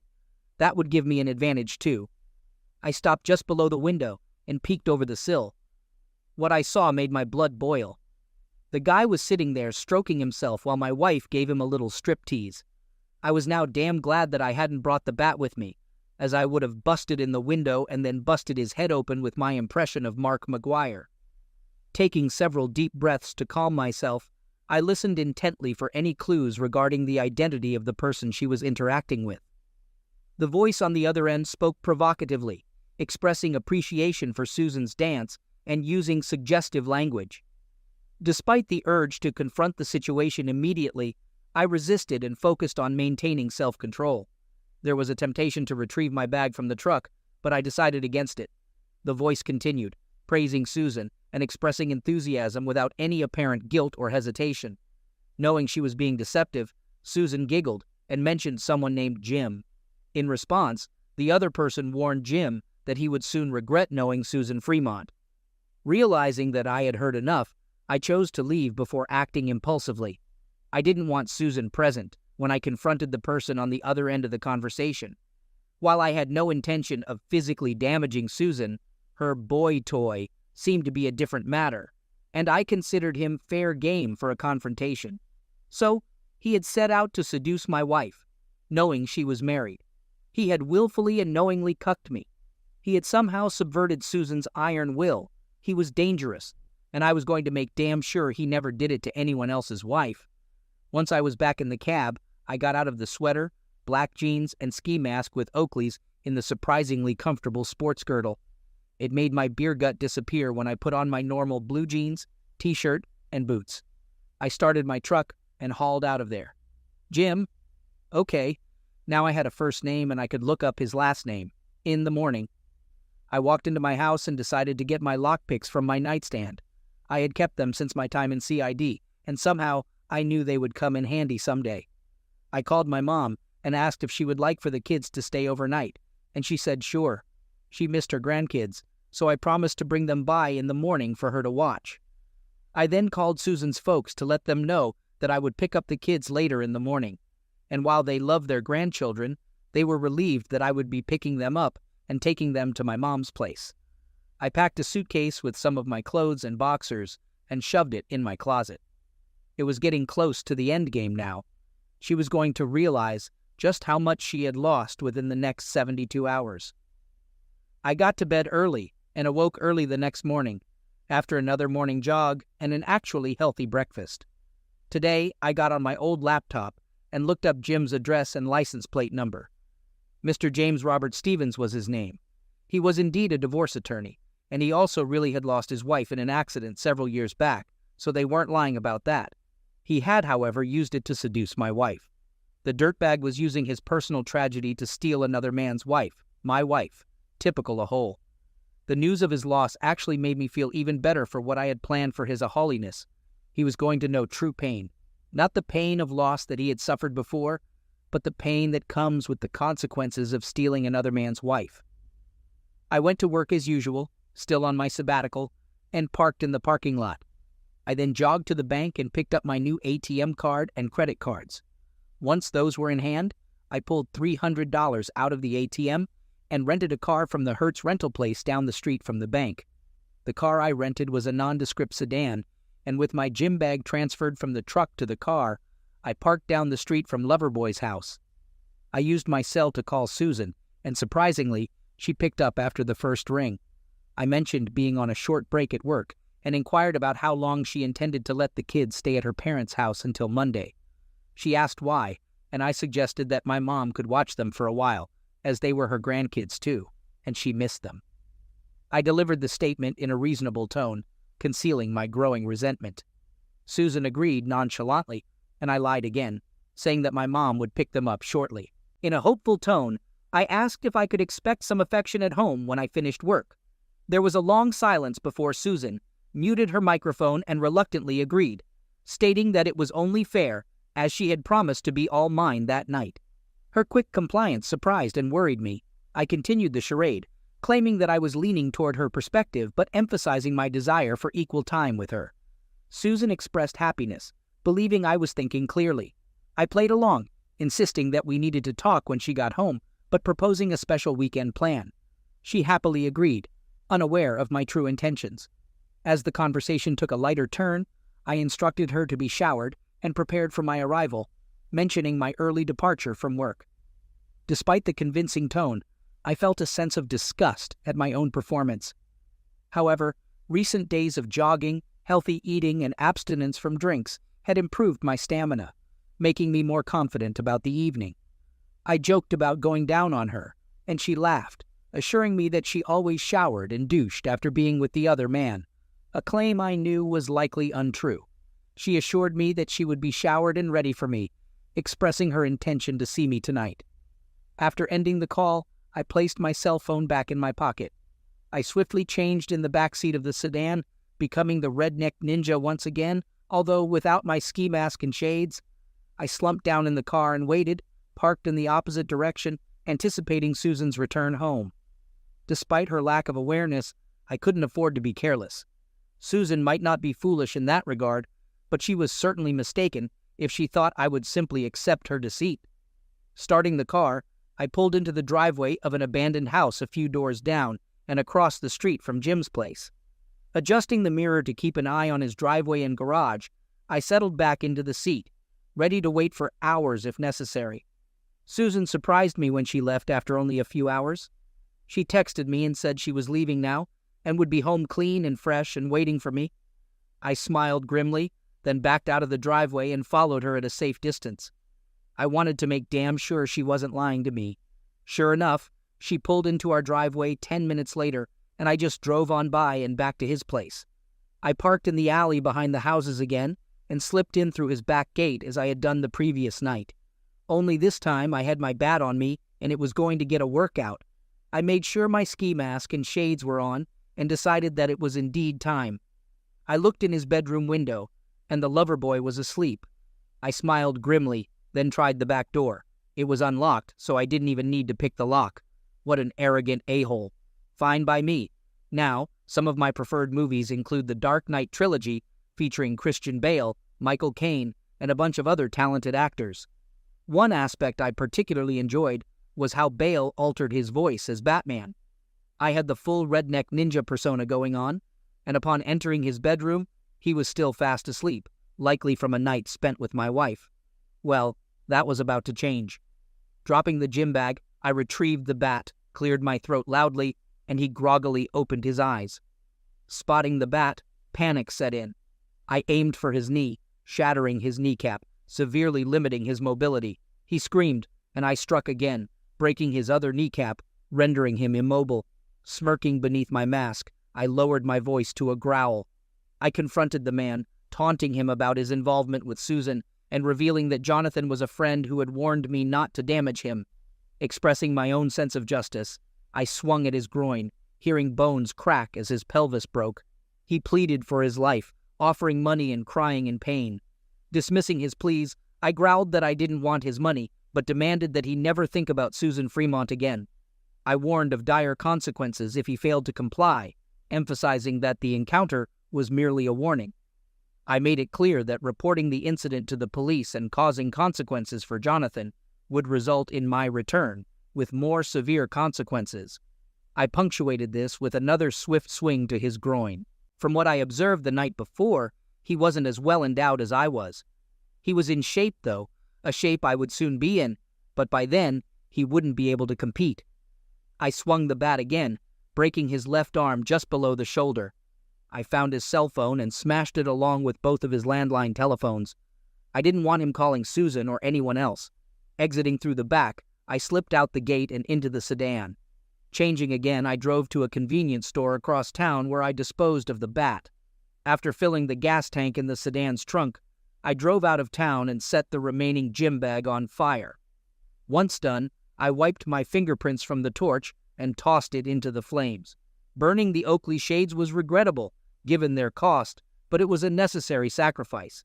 Next, I consulted a divorce attorney and had papers drawn up against Susan. I sought full custody of the kids and 75% of our assets. Alimony would not be paid, and I wouldn't request child support if she cooperated. I decided not to disclose the real reason for our divorce to her family. I informed my attorney that evidence of her affair would be recorded soon. Returning the rental car, I thanked the provider, then jogged back to the diesel shop. I informed my boss that I could finish the remaining shift, but needed to leave early for a meeting with Susan. A few days off were still required, and he approved. After completing my work in the shop, I bought a prepaid cell phone on the way home. Activating it, I called emergency in my altered voice, reporting the incident involving Mr. James Robert Stevens and providing his address. I discarded the phone into a nearby canal. My intent wasn't to cut down him, but to make him feel the pain I endured. For the rest of his life, every time he had lovemaking with my wife, he'd remember the misery he caused, and that to me was a fair trade. I extracted the voice recorder from my pocket and activated it. It's essential to note that I don't endorse or accept my wife's affair, neither now nor in the future. After deactivating the recorder, I stowed it back in my pocket. Upon pulling into the garage, I retrieved the GPS and voice-activated recorders from Susan's car before heading inside. Tossing them in my truck, I left it at that. Upon reactivating my pocket recorder, I approached Susan from behind, encircling her waist with my arms. I commented on the enticing aroma of the food Susan was cooking, planting a kiss on the side of her neck. She was preparing steaks on the stove and had already made mashed potatoes and green beans. Susan expressed relief that I seemed more understanding, cooing as she turned for a kiss. Shifting the conversation, I casually inquired if she would have genuinely divorced me if I hadn't complied with her demands. I maintained a light tone, as though her threats didn't bother me. She admitted that she would have divorced me without hesitation if I had denied her the relationship with her lover. Expressing regret, she insisted that she loved me. I further questioned her, asking if she would have taken my kids and denied me access, suggesting that such actions seemed harsh. Again, I kept my tone light, as if now accepting her demands.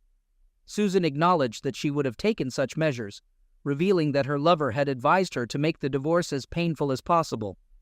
Expressing remorse, she mentioned having me for the weekend, with her mother caring for the kids until Monday.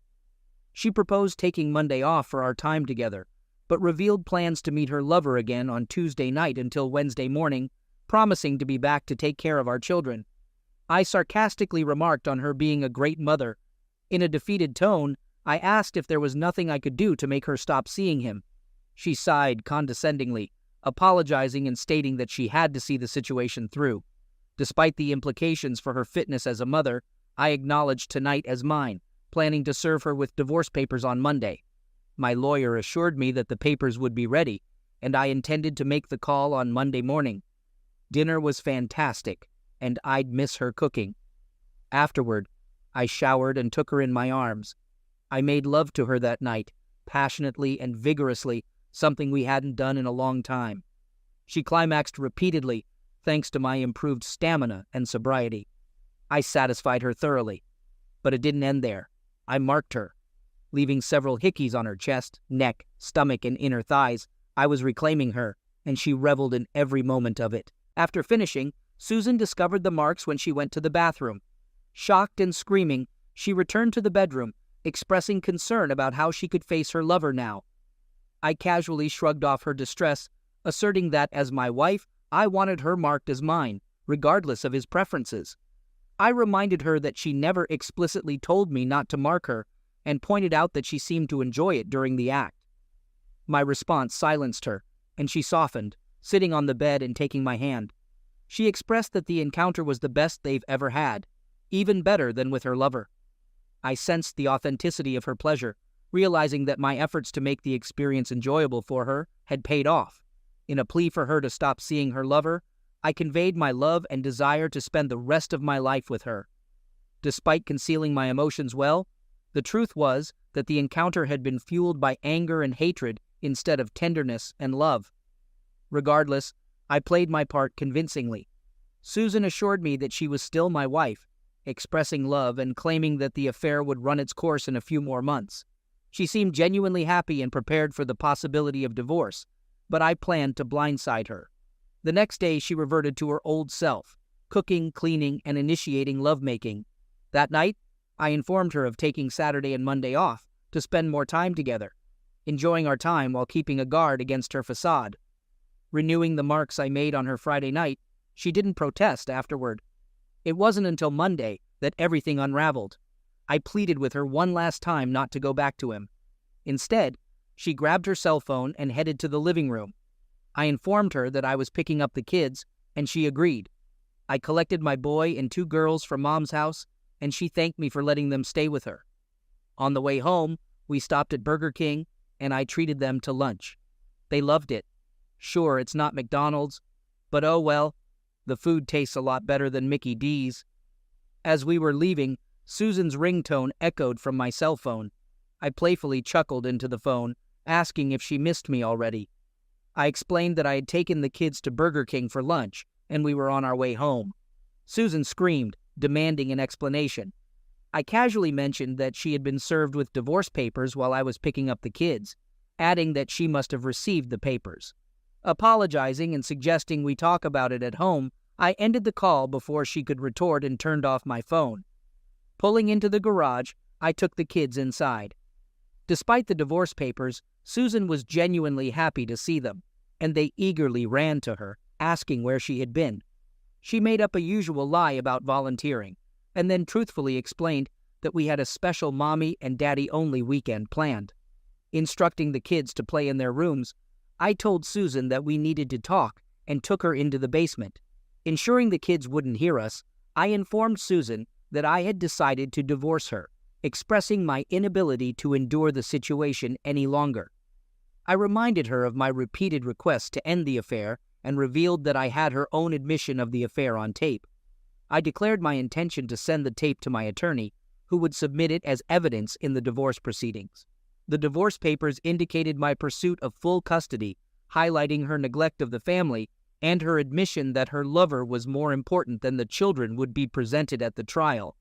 I hinted that her lover acting as her attorney could lead to his disbarment, as it was considered a severe breach of ethics for a lawyer to be involved romantically with their clients, especially in divorce cases, according to my own attorney's advice. She stood there in shock, her mouth hanging open as she wrestled with finding words. I explained that I now realized I never truly knew her, just as she never knew me.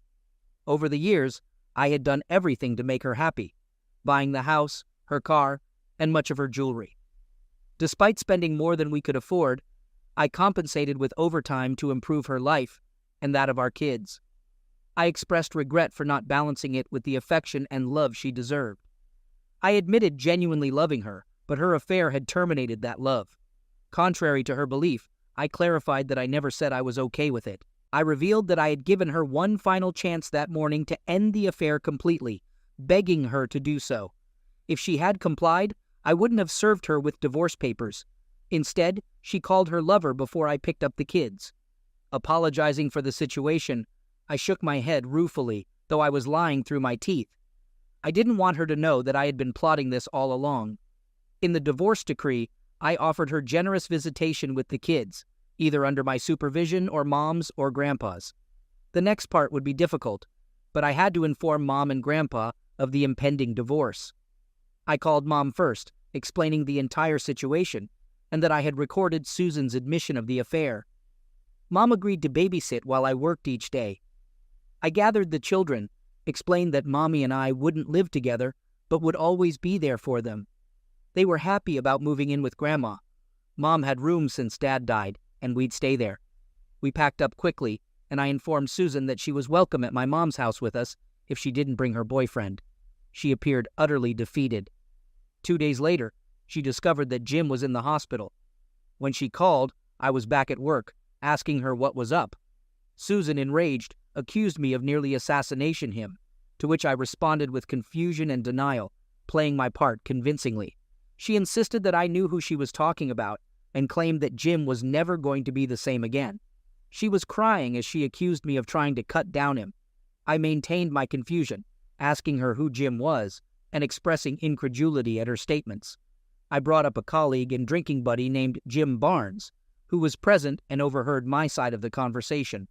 Jim Barnes was aware of the situation, and he tried not to laugh. Susan realized she couldn't prove my involvement and that I wasn't going to admit it. I calmly asked if some guy named Jim was her boyfriend, stating that if he was almost dead, it couldn't be Jim Barnes, who was likely to be terminated by a heart attack.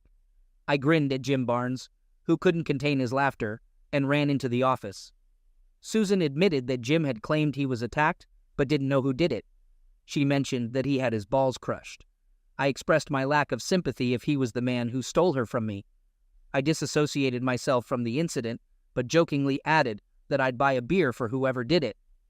Seizing the opportunity, I planted seeds of doubt, suggesting that he might seduce someone else's wife. I reminded her that she couldn't be with him all the time. Susan began to doubt his intentions, and I smiled, asking why she thought he wouldn't do such a thing. I pointed out that she had mentioned he used his wife's pass-away to seduce her. Susan stopped and contemplated, eventually realizing that I was right. In a surprising turn of events, she admitted that I was right, breaking her pattern of never acknowledging my correctness. "Susan, mark this day on the calendar for me, the day you actually admitted that I was right about something," I laughed. Yeah, she didn't like that. Despite her disapproval, she didn't contest the divorce. Mom testified to providing babysitting for my children while I worked, and the judge took everything into account, including the pattern of behavior over the past year that Susan had been having the affair with Jim Stevens. While she had left the kids with responsible adults, she had done so to carry on her affair in secret. The judge didn't quite declare her unfit, but put me as the primary custodian. He declared Susan as secondary, but only on the stipulation that she not bring her lovers around the children. I wasn't thrilled with that, but I was satisfied. Hell, before she took up with Jim, Susan was a great mother. Now she would have a chance to be a great mother again. Then the judge told me that I would only have to pay child support, and only for the time they spent with Susan. Susan was ordered to get a job in college. She had majored in accounting, so she could get a job easily.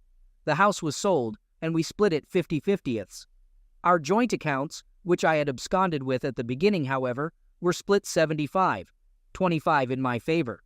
Yes, Susan attempted to complain, but the judge sternly reminded her that she had nearly lost all custody of her children due to her own selfishness and instructed her to get a job.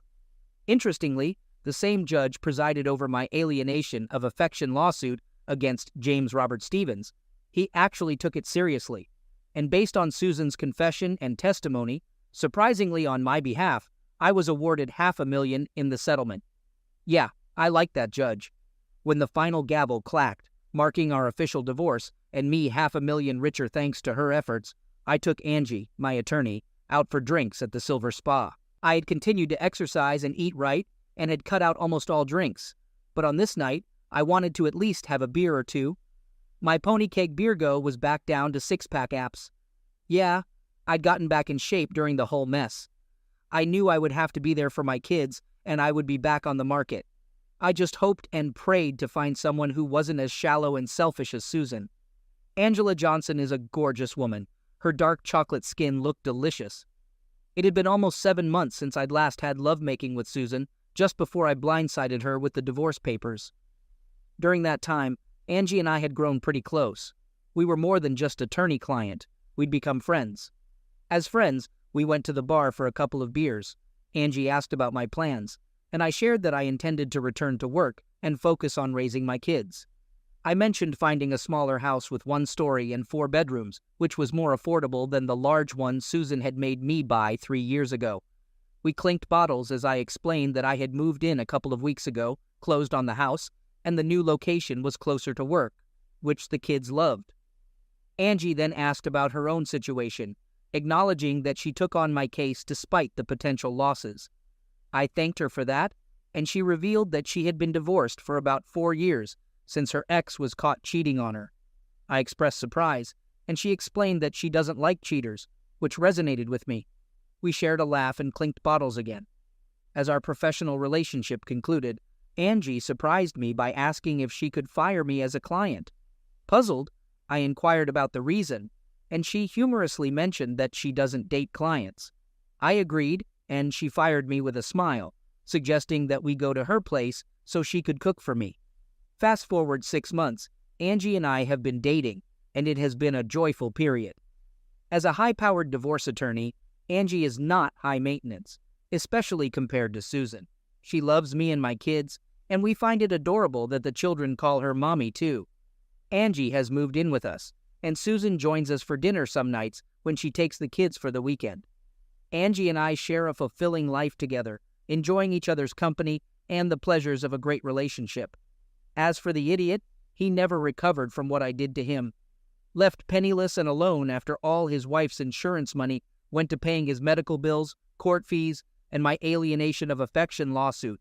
Good. To hell with him. Susan seems to be doing much better now since her hormones were really out of whack. At least according to her doctor. She's been taking supplements and seems to be on much more of an even keel now. She has a steady job at an accounting firm in our town and is making some decent money. I've been promoted to supervisor of the diesel shop and make as much now for 40 hours as I used to for 60. I now have plenty of time to spend with my kids and with a new woman in my life. Susan will have to live with the crap she's done, and that's good enough for me. She blames herself for everything now, and I'm not even going to try to console her. She doesn't even date since she says she's still in love with me. Bull crap. But whatever. She'll have those regrets for the rest of her life, and part of me hopes she chokes on them. Am I still a little bitter? Yeah, I have to admit that I am. Luckily, Angie is here to help take my mind off the crap my ex put me through. Yeah, life is pretty damn good now.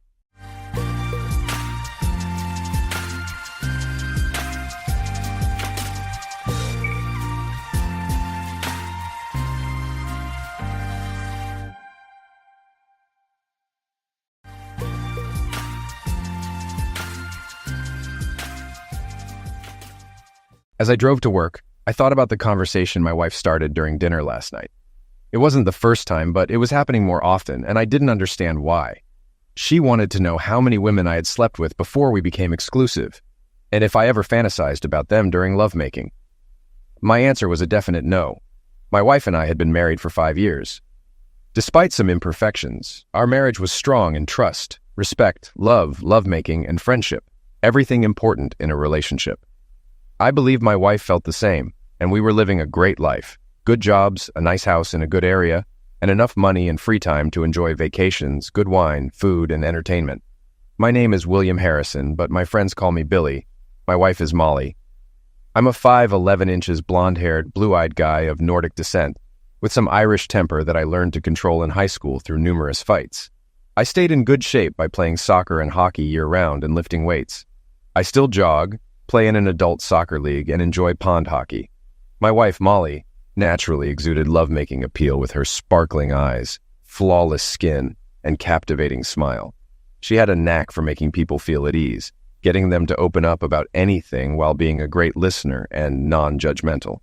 Though her friendliness sometimes bordered on flirting, she never crossed the line into inappropriate behavior. Molly attracted attention with her bubbly personality and enviable body. 5'7" inches tall, blonde hair, blue eyes, and an amazing figure, especially her legs and firm hips. She stayed fit by going to the gym 4 to 5 nights a week, which was her main hobby outside of work. I often joked about my urge to grope her whenever she walked by, and she didn't mind. Molly's personality was perfect for me, although she had one flaw that sometimes led to emotional discussions. Once she made up her mind about something, she wouldn't change it. She believed she was right, especially in non-scientific matters, making her quite stubborn on certain issues. Changing her mind was nearly impossible once she decided on something. We married right after college, having exclusively dated for the last 2 years of school. Molly didn't have many physical partners before marriage, unlike me. During my senior year of high school and the first 2 years of college, I had numerous partners. At 19, one of my first partners was an older divorced woman who taught me a lot about pleasing a woman and making her peak. Thanks to her, I became skilled at ensuring my partner's pleasure before my own. I explained this to Molly when she asked how I knew how to please her so well. While grateful for my experience, she felt jealous about missing out on different partners and physical experiences. Professionally, I work as a mechanical engineer at Abbott Labs, designing and testing injection-molded components for medical devices like ventilators and pumps. I enjoy the challenging yet low-stress job, which also allows me time and money for hobbies. My latest project is restoring a 2005 Winnebago B-Class RV for week-long trips with Molly to places like Lake Superior's North Shore, the mountains, and the ocean. Molly was a CPA working for a top national accounting and consulting firm. Her job paid well, wasn't too stressful, and involved some travel. Occasionally, she accompanied junior CPAs on audits to ensure thoroughness and proper training. Recently, she'd been traveling with Andrew, a new employee starting his 3-year path to CPA qualification. Molly once mentioned how attractive and confident Andrew was after their first trip, but hadn't talked about him much since. As I spent more time finishing the RV, I grew more excited about our upcoming trips. However, I noticed Molly wasn't as enthusiastic and seemed less bubbly and open in her communication with me. Our lovemaking life was still great, and a few times in the past weeks, Molly came home late and passionately initiated lovemaking. The last time, her underwear were already wet, indicating she was incredibly turned on by something. After one of our intense post-work lovemaking sessions, I went down to start dinner while Molly jumped into the shower. I felt that things had been off lately and decided to talk to Molly about it over dinner. Meanwhile, Molly enjoyed the hot water, but also felt a pang of guilt. She had been going to lunches, happy hours, and recently dinner and dancing with her coworker, Andrew. Their conversations had become increasingly flirtatious, crossing the boundaries of what a married woman should allow. She was obsessed with this secret and the idea of lovemaking with another man. Molly was very attracted to Andrew and had decided last week to have lovemaking with him, believing it would help her move past the obsession and refocus on our marriage. She knew I had many partners before our relationship and believed I would never cheat on her, and she would never cheat on me. But she was determined to have a weekend with Andrew and was contemplating how to discuss it with me. She loved me deeply and didn't want to hurt me, but felt that if I loved her as much as she knew I did, I would understand, and we could move past it, even becoming stronger. She hoped she wasn't fooling herself, but her mind was made up. When Molly came down to the kitchen, I had prepared shrimp salads, cornbread, and poured 2 glasses of wine. As she sat, I said, "Molly, we need to talk about something, and I'm not sure how to begin." "Billy, just say what's on your mind. We love each other and can talk about anything. I also need to talk to you, but you go first." "Oh, that sounds a bit ominous. How many marriages start their end with, 'we need to talk'?" "Don't be silly, Billy. This isn't bad. It's something that will be good for me and, ultimately, good for you too. I'm not sure how to say this, but something feels off with us. You haven't been as open and loving lately."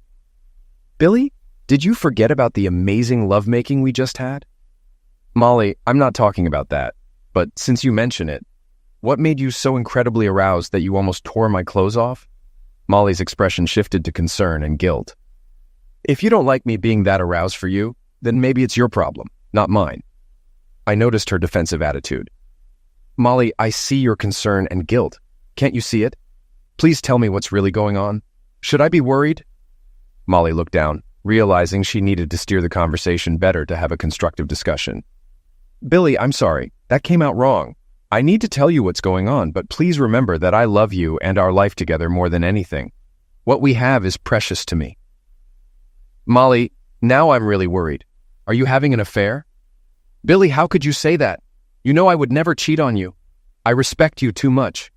But I need you to listen to me fully before reacting. When I'm done, we can discuss it." "Okay, I love you and want only you. I want to have kids and grow old with you. This might be hard to hear, but please listen. Do you remember Andrew, my coworker I traveled with? I've also been having lunch with him, going to happy hour, and even had dinner with him last week." "What the hell, Molly? You said you weren't having an affair, but now you're admitting to one." "I'm not having an affair and I haven't cheated on you. But you promised to listen. Maybe I crossed the line by not telling you. I don't love him, but we've been flirting and sharing things with physical innuendo. It felt innocent until he told me he wanted to make love to me. He's 7 years younger, fit, and handsome, and I found myself infatuated with him." I jumped up in a rage. "God damn it, Molly, are you leaving me? Do you love him? Are you sure you haven't already screwed him? And this is a nonsense way to tell me?" Molly cringed at what she had said and how none of this was coming out the way she meant it to Billy. No, I haven't screwed him or anyone else. That's actually part of the problem. But please listen, I love only you. Andrew is just a kid. I could never fall in love with him. But you know that I have had only a few physical experiences before meeting you, and I feel like I have been deprived of some of the experiences you got to sample before we were a couple. I kind of feel like I was cheated out of sowing some wild oats before you and I fell in love. And now knowing that this young man that I am incredibly attracted to wants to screw me, I just can't seem to get it out of my mind. Today at work, Andrew and I were flirting back and forth, and that is partially the reason that I was so incredibly aroused when I got home and needed you to love me. I felt my pulse speed up and my skin flushed as I got an incredibly sad and shocked look on my face. This was not what Molly wanted to see. She quickly tried to erase the last statement she made by saying, "Billy, I didn't say that right. I love you. And making love to you is so much more than lovemaking. It is the most fulfilling thing I have ever felt. But I can't get this young man out of my system, and I have decided to have lovemaking with him and take this one-time opportunity to get my last physical experience with another man before you and I decide to get more serious about kids, careers, etc. I feel like I deserve this, and I'm asking you to let me have this. I have told you I would never cheat on you, and I respect you, and that is all true. And that is why I am asking for you to let me have this. But I guess I am also telling you I have made up my mind to do this." Molly was stunned to see me slump in my chair, tears filling my eyes and sliding down my cheek. This wasn't how she imagined it.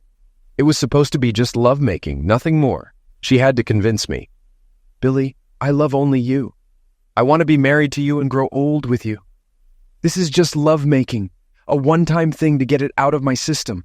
I swear I'll make it up to you for the rest of our lives if you let me have this. I will never cheat on you, and that's why I'm asking for this one-time gift as proof of your love for me." I jumped up from the table, hurt and anger in my eyes. "How could you equate my approval with proof of my love? That's nonsense. Here's what I'm hearing. You have already cheated on me. You have an emotional relationship with someone from work, shared closeness details, and spent time together. It's already cheating. Are you sure you haven't slept with him already? How will you make it up to me? By having more lovemaking, spending more time, or showering me with gifts? Aren't you supposed to do that now? Billy, stop. It's not an affair, and no, I haven't slept with him. But I did kiss him a few times after happy hours. Maybe it was the booze, but the thrill of someone different turned me on. This is a one-time physical experience, not an affair. I'll never love him, and I'll always love you. I feel I need this. If you loved me as much as I thought, you would give me this. It's only lovemaking, not love. It doesn't mean anything, but I can't get it out of my mind. I need this, and I promise I'll make it up to you. Molly, I can't believe you're asking me this. You've already disrespected me by starting an emotional and physical relationship with this guy. You've cheated by talking about lovemaking and kissing him. To me, that's as closeness as sleeping with him. I can't believe how naive I've been. I thought you loved me as much as I love you. I would never hurt you like this. Do you even understand how much you've damaged our relationship? I thought I could always trust you. But you've shattered that trust. Billy, stop being dramatic. I love only you. You can trust me, which is why I'm telling you this. It's just about me, not you. It's meaningless lovemaking. Fine, maybe I'll find some meaningless lovemaking too and see if you still believe that. I stood up, grabbed my keys, and headed for the door. Billy, grow up and come back. This isn't bad. It will make me better and allow me to give you more love and attention in the future. Screwing another man will make you better? You're delusional. How can you believe this? You say you love me, but expect me to accept your infidelity. I will never get over this. If you go through with it, we're done. Do you understand? I started to cry, ran to my car, and was backing out of the driveway when Molly called after me. Billy, no. Please come back. We can get past this. I'll make it good for you. All I could do was look at her with extreme sadness and pain as I drove off into the night. It will be good for me. What the hell? This is unbelievable. God, what do I do now? Molly sat stunned and depressed, realizing she had messed up. Why doesn't he understand how much I need this and that it won't hurt our love and relationship? But deep down, she knew it already had. They had never fought like this before. Billy had never walked out or questioned her love. Now she questioned his. She didn't want to admit she had done significant damage. But she had already planned to meet Andrew for brunch on Saturday and spend the afternoon and night having lovemaking at the Hilton, returning Sunday night to dedicate herself to Billy. She believed Billy would get over it and their relationship would improve. After 2 hours with no word from Billy, she became really concerned. He was in a bad mental state when he left. She expected a call to make up, but with no contact, she tried calling him. He didn't pick up, so she left a voicemail. "Billy, I'm sorry you took this so dramatically and got hurt. Please don't be hurt. I love only you and want to be with you forever. This is about me getting something I missed in my past. Please understand and come back to me." She got ready for bed, checked her phone again, and saw no response from Billy. She lay down and drifted into a fitful sleep. I cried as I drove to the Hilton in the next suburb and checked in for the night. I spent too much time in the hotel bar, getting drunk, and fell into bed. Later, I ignored calls and a voicemail from Molly, still in shock that she thought this was okay and could claim to love me while insisting on having lovemaking outside our marriage vows. I knew how stubborn she could be, but this wasn't something I could let go. This was a marriage-ending mistake, and I had to convince her of that before it was too late. Even if I stopped her this time, would she eventually do it behind my back? That would destroy any remaining trust and respect. If I let her do this, I would never feel the same about her again. And if I agreed, would she resent me for not standing up and demanding she be faithful? There were no good options, and I felt this was the beginning of the end. My only hope was to talk her out of it and get her to go to counseling with me to understand why she felt this need. Wednesday morning, Molly woke up, moved over to cuddle with Billy, and gasped when she realized he hadn't slept in their bed. She checked the guest bedroom and the couch, but found his car was gone. Extremely upset, she saw no texts or voicemails from him. She called, but he didn't answer. After she hung up, she got a text. "Molly, I'll be home at 7 p.m. tonight. Please eat before I get there. We need to have a serious discussion about our future." Molly initially thought, "God, Billy, quit being so dramatic." She was angry, but then started to worry. Billy seemed to be suggesting they might not have a future together, which was the last thing she wanted. She loved him and wanted to be with him. She had to make him understand that tonight. Molly went to work, and as soon as she sat down, Andrew approached her. "Good morning, Hot. You look good enough to kiss and cuddle. Are we still on for Saturday? Did you tell your husband? Should I be worried?" "Andrew, let me handle Billy. He won't hurt anyone. He's not sold on the idea, but he'll be okay. Yes, we're still on for Saturday, and I'm excited about it." After he left, Molly texted Billy again. "Billy, are you okay? Please know that I only love you and want you. Our future together will be better and better." An hour later, I replied sarcastically, "Yes, sure." Molly was mad at how immature I was being, but also sad at how much this was hurting me. She believed she could make it up to me with love and attention, thinking things would soon be as good as before, if not better. Wednesday, I called in sick and, after Molly left, went back to our house. I worked on the RV, mounting the solar panel, finishing the electrical and Wi-Fi connections, getting a new toilet cassette, and filling the water tanks. I planned to finish the cabinetry on Thursday, making it road-ready. The work distracted me from my pain. With 2 hours until Molly's return, I researched divorce, finances, and counselors, forming a preliminary plan for any outcome. Then I made a list of my belongings and headed to the bank. At the bank, I canceled our joint credit card and opened one in my name. I also canceled our joint checking account and opened a new one for myself.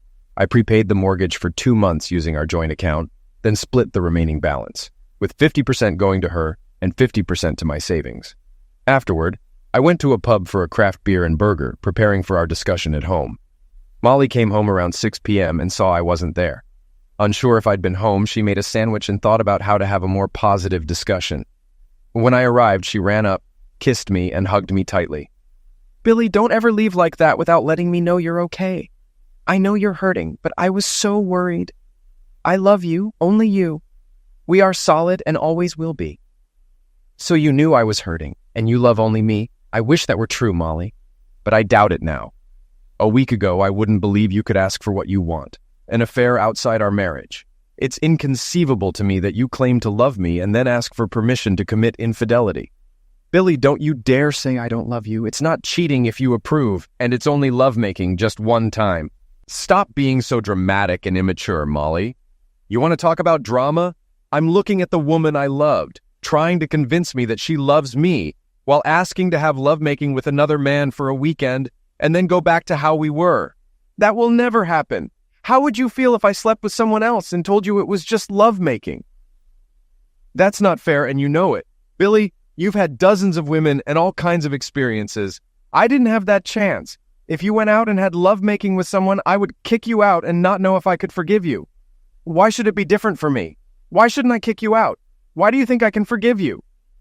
Molly, teary-eyed, said, Billy, I couldn't live without you. I love you and want to be with you. Nonsense, Molly. You wouldn't be proposing this if you meant it. Have you already agreed to this? Did you talk to him today? Yes, I talked to him. This Saturday, he's picking me up and I'll be back Sunday evening. On Monday, I'll be the hottest, most loving wife you could hope for. You already were that. But if you go through with this, you never will be again. Molly gasped, recoiled to the kitchen, and sat down, pleading with her voice and eyes. Billy, please know I love you so much. Don't let this hurt our marriage. You are my husband, my lover, my best friend, the father of our future children. You are my everything. Molly, if that were true, you wouldn't consider doing this on Saturday. This conversation is going nowhere. If you go through with this, we're done. I'll be back Friday night. Let's spend that night together. Billy, don't walk out on me again. We need to get through this, please. Friday night. I'll bring dinner around 7 p.m. What time is Andrew picking you up Saturday? I'll tell him 11 a.m., but you don't have to leave. I want you to meet him. Jesus, Molly, if I see him, I'll kick the crap out of him. Why would I want to meet the guy who's trying to destroy our marriage? Think hard about this before Friday. Billy, no, wait. Please don't leave like this. Tell me you're okay, that this won't hurt us. Molly, I'll never be okay with you having lovemaking with anyone but me. If you want to sleep with others, get a divorce. Your request today has already hurt us more than you realize. If you cancel this and promise to go to counseling with me, maybe we'll be okay. If not, we're finished. Tell me your answer Friday night and think hard about it. Billy, don't give me ultimatums and don't walk out. We will be all right, even better after this. Yeah, right. Pigs are flying. Unbelievable, I said sarcastically as I walked out the door and turned off the voice recorder. I headed back to the Hilton, booking a room for Wednesday and Thursday night. I called my boss and explained I had a family emergency, needing the rest of the week off. He reluctantly agreed without asking for details. Molly slumped over the table after I left. How could he be so stubborn, she thought. She was sure I would never leave her, but wondered if we had already damaged our relationship beyond repair. If so, would going ahead with her plan make it worse? She was obsessed with the idea of being with Andrew and decided to compromise by agreeing to marriage counseling while still seeing Andrew for the weekend. She dragged herself to bed, her thoughts racing. Billy was her world, and she realized the pain and anger this was causing both of us. Did she really need this? But she felt trapped, having already committed to it. She believed Billy's arguments were unreasonable, thinking he had dozens of women to look back on during restless times. She had never had that. This was just Zex one time, just for her. He needed to get over himself in this situation. On Thursday, after Molly left for work, I returned home and started moving my belongings into the RV, making sure to take things Molly wouldn't miss. I also went to the thrift store to donate clothes I never wore. I took my tools, sports equipment, and recreational items to my best friend Tom's house, along with a couple of pen and ink drawings my uncle had done that I knew Tom would appreciate. We sat down for a beer, and I explained my situation. Tom looked at me incredulously and said, Billy, you've got to be kidding. No way would Molly do that to you. Are you sure about this? Maybe something is wrong with her. Crap, I'm not sure of anything. My whole world has been turned upside down in a week, and it's like Molly's a different person. I don't get it. The love I have for her is under attack and weakens with every excuse she makes for why this will be good for our marriage. She's gone crazy. Can't you forgive and forget? Get some counseling and move on? Hell no. I've told her we can do that if she doesn't sleep with the guy. But if she does, I don't see any way back. I've tried talking her out of it. Now I'm going to see if I can give her so many peeks and such great love-making Friday night that she'll listen to reason. It's my last chance. Good luck, man. Let me know if I can do anything to help. I mean, not with the peaks, but to ease your pain. I hate to see you guys hurting. You were my role model for a strong, healthy marriage. Well, I guess both our illusions have been shattered.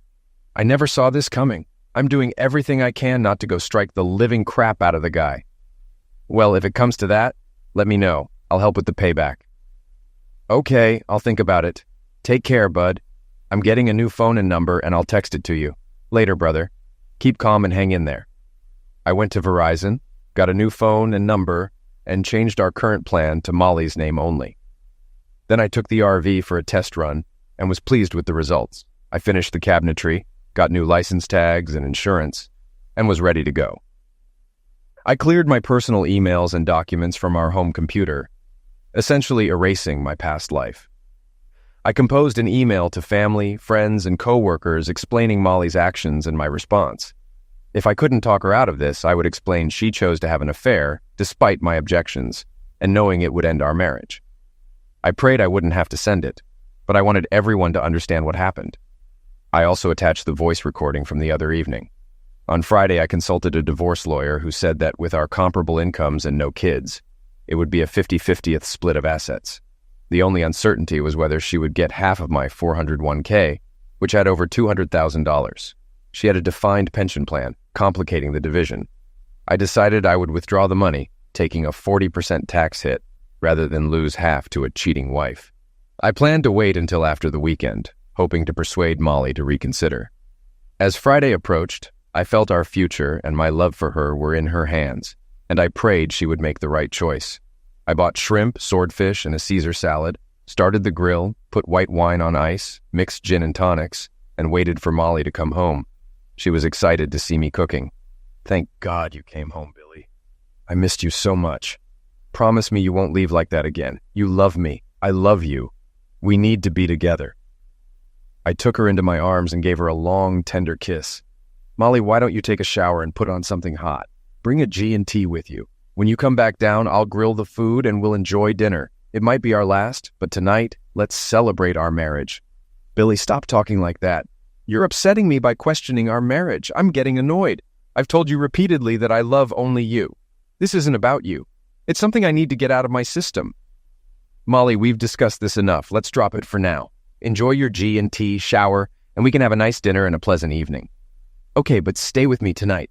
Don't leave me worrying. I'll be back in something that shows you how much I appreciate you." Molly went upstairs to shower. When she came back down, I gasped. She wore a French maid outfit with a little white cap, a tight white blouse showing her assets and midriff, black thigh-high silk stockings, a short skirt, and 4-inch heels. "My God, Molly, you look incredibly hot." "I want you to see a preview of the next few weeks. I bought other outfits you'll love just as much. Now let's grill the food. I'm hungry, but I really want to get to dessert." She winked. We hurried through dinner, finishing the G&Ts and most of the first bottle of wine. When I couldn't wait any longer, I lifted her into my arms, carried her upstairs, and laid her on the bed. She reached for my belt and zipper, but I stopped her. "Tonight is for you, Molly.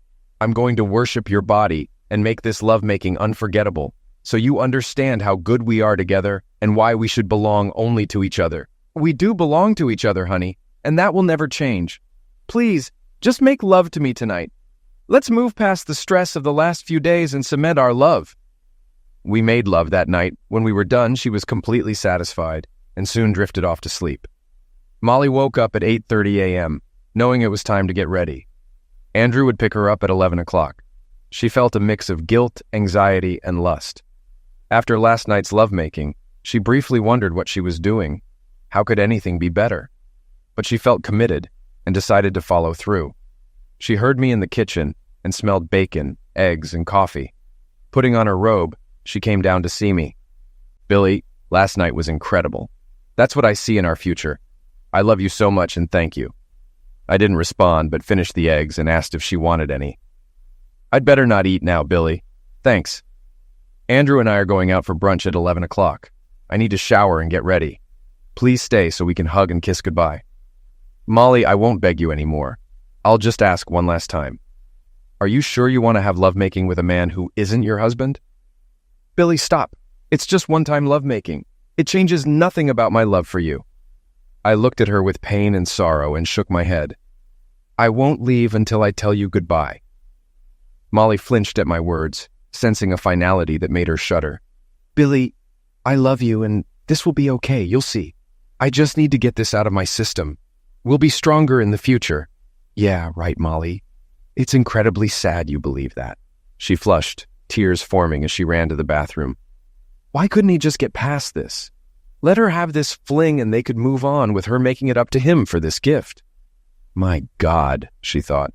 This has changed Billy. I'll have to work hard to ease his pain. He loves me so much and always gives me what I need. This will be no different. She showered, applied makeup, and wore a hot but tasteful dress, thigh-high stockings and heels. When she came down with her weekend bag at 10:30, it felt like a knife in my heart seeing her dressed for another man. Billy, you're okay, right? You know I love you, don't you? And you love me. Didn't last night show how we can get past this and how great our life will be? Molly, I wanted last night to be special for us. It was a celebration of our marriage, and I wanted it to be a memory we could carry forever. Billy, don't say our last night together. That's cruel. You're making me feel guilty for one meaningless weekend of lovemaking I need to get out of my system. Of course, we'll be together and better than ever. She moved to kiss and hug me, but I turned away. Molly, our night is over. You chose a weekend of meaningless lovemaking over your husband. These kisses don't matter anymore. Billy, stop it. It's not like that. This is one and done, and I deserve it. You have history with dozens of women to fantasize about, and I have nothing. I need this to get it out of my system. It isn't love, and doesn't affect our relationship or my love for you. Yes, Molly, this is one and done. Before she could respond, a car honked outside. Billy, stop the drama. I'll be back Sunday night, and you'll still be my only love and life partner. The horn honked again, and Molly asked, Should I introduce Andrew so you see he's just a kid I'm attracted to, not a threat? I looked at her with pain and anger and said calmly, Don't let him in or I'll break his nose, jaw, and crush him. I'll enjoy his screams. Molly shrunk back, shocked by my anger. Please, Billy, let me have this one and done, and I'll be back to love you forever. She picked up her bag, walked to the door, and turned to smile. But seeing my pain, she blew a kiss and said, Billy, Sunday night and beyond, I'll be the best wife and partner. I love you. Goodbye, Molly. I waved. She stood there briefly, contemplating something before walking out the door. I sat down in a kitchen chair and cried, feeling I had done everything possible to prevent this marriage-ending affair. Molly seemed to be in her own world, justifying that this was necessary for her and beneficial for us. After half an hour of crying, I got up and began moving my belongings to the RV. In the bedroom, I noticed Molly had left her wedding rings in a bowl on her dresser. I put them in my pocket as my sorrow turned to growing anger. 2 hours later, I had packed all my important items. The paintings, sketches, and sculptures my uncle left me were carefully wrapped, boxed, and placed under the RV's queen-size bed. My clothes didn't all fit, so I quickly sorted through them and threw the rejects in the garage trash. Walking around the house with anger and pain seething, I saw our wedding album with 40 photos from our wedding 5 years ago. What once brought me joy and peace now intensified my pain and anger. I ran to the garage, grabbed a box cutter, and slashed an X through several of the photos, cutting out the triangle portion with our faces and tossing them into the fireplace. I went to the desk, wrote my final letter to Molly, tears falling on the paper. I placed the letter and a check for her half of our joint accounts into an envelope and wrote her name on it. I set the photo album and the letter on the kitchen table, removed my wedding ring, and placed it on top. I scheduled an email to all our friends, relatives, and contacts for Monday at 9 a.m., knowing I'd be long gone by then. I walked out, got into my RV, and drove away from my old life. It was now mid-Saturday afternoon, and Molly and Andrew had enjoyed brunch and checked into the hotel he booked for the weekend. They undressed slowly, with Molly feeling excited at seeing another man unclothed and aroused. He led her to the bed, kissed her a few times, and then tried to go straight to lovemaking. She told him, Relax, Andrew. Take your time. We have all day today and tomorrow to enjoy this. How about you go down on me and get me warmed up? Molly, I don't do that and find it kind of disgusting. Here, let me get you warmed up. He then jammed his fingers into her for a few minutes. Though it wasn't pleasant or hot to her, he quickly moved to the missionary position. He grunted through about 2 minutes and yelled, I'm going to climax. Do it with me, Molly. With that, he was done. He rolled off and laid back on the bed. Molly lay there in disbelief. She wasn't even close to climaxing and was barely aroused. Andrew jumped up and ran to the bathroom, saying he needed to clean himself up and would bring her a washcloth. She turned away from the bathroom, wondering what she was doing and what she had done to cause Billy so much pain for something that was turning out to be more meaningless than she thought. She grabbed her cell phone from the bedside table and quickly composed a text to Billy. Billy, my love, please know that I love only you. Please tell me that you are okay and that you love me too. I can't wait until I see you again. Andrew came back, and being young, He was ready to go again. They had lovemaking 3 times that afternoon, and although she finally climaxed the 3rd time, it was her own effort. They got up, dressed, and went out to dinner. Dinner was awkward, with small talk and no real connection, either physically or mentally, between them. The magic she thought she felt before was gone. They danced after dinner, but it felt like dancing with her brother or uncle. The physical attraction she convinced herself was strong had disappeared. Although Andrew wanted to return to the room quickly, she kept ordering drinks, putting him off until they were both very drunk and had trouble getting back to the room. When they got there, she quickly stripped off her clothes, collapsed onto the bed, turned away from Andrew, and went to sleep. In the morning, she woke up with a hangover and could feel Andrew snoring beside her. She decided the damage was already done, so she should give it one more try to see if she could have any memorable lovemaking with the young man. She tried to give Andrew a morning BJ, determined to turn him on enough to do something exciting in bed. Andrew woke up, enjoying it, and without warning, moving up to him, she said, "How did you like that, baby?" She moved in to kiss him, and he said, "Oh, gross, I'm not kissing that mouth. Can you please clean up, brush, and then come back to bed?" She grabbed her phone in disgust, went into the bathroom, and locked the door. She got in the shower, washed herself as if trying to wash off a plague, dried off, and sat down on the toilet. She checked her phone and saw that Billy had not responded to her texts.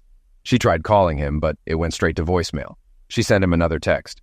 "Billy, I love you. Are you okay? Please tell me you're okay, and we can get past this. This has turned into a meaningless and miserable mistake, and I know I want only you forever. I'll be home as soon as I can to hug you and tell you how much I love you. Please let me know you are okay." She convinced Andrew to go down for breakfast, and as they were finishing, she said, "Andrew, this was a mistake for me. I only love my husband, and this weekend with you has shown me that no one can compare with him. I'm going to go up to the room, pack my bag, and leave now. I'll get a cab. I don't want to see you again for lunch, happy hour, or dinner, and I'd appreciate it if we could avoid each other at work. I'm sorry, but this was just a major mistake." "Well, screw you, witch. You're the one who wanted this so badly and talked me into it. Go ahead and run back to your husband and try to forget how great the lovemaking with me was. There are plenty of women better looking than you who would love to be with me." "Andrew, you're just a boy, and you don't have a clue how to please a woman. Get out of your delusion." With that, she walked up to the room, packed her things, and left. Molly grabbed a cab and got home around 3 p.m. on Sunday. The first thing she noticed was that the big RV that had taken up half of her driveway was gone. Wow. I guess Billy actually finished that thing, and he must have decided to go for a test drive or an overnight trip. I wish I could have been here for that maiden voyage, and I'm surprised and bummed out that he didn't wait for me. As she entered the house, she sensed that something was different. The first physical change she noticed was that the oil painting of the waves crashing onto Moonlight Bay in Encinitas that Billy's uncle had painted was no longer hanging above the fireplace. She looked around and saw that many of his other drawings and paintings were gone, as were the sculptures of the bison his uncle had made that sat on the mantel. "Oh no, Billy! What have you done? I'm home!" She screamed into the house, even though she knew no one was there to hear it. She pulled out her phone and saw that Billy still hadn't responded to any of her texts. She called his phone, and when the Verizon voice immediately responded, "This cell phone number is no longer in service," she let out a scream and sank to the floor. "Oh God, no! What have I done? Oh, Billy! How could you do this? How could you leave me like this?" She got up, trying to slow the stream of tears and gasps, and moved as quickly as she could to the kitchen. She fell to her knees again when she saw Billy's wedding ring on top of a letter to her lying on their wedding album. She sank into a chair, picked up the ring, and stared at it, unable to believe what was happening and what it all meant. She ripped open the letter and started to wail as she tried to read it through. "Molly, as you can guess, this is my final goodbye. Maybe I'm a coward, but I couldn't face you after you walked away from me and our marriage. I found your wedding rings in the bowl on your dresser, which perfectly symbolized how you abandoned our marriage. You knew that wearing the rings would mean admitting you were cheating, ruining your idea of a free pass for the weekend.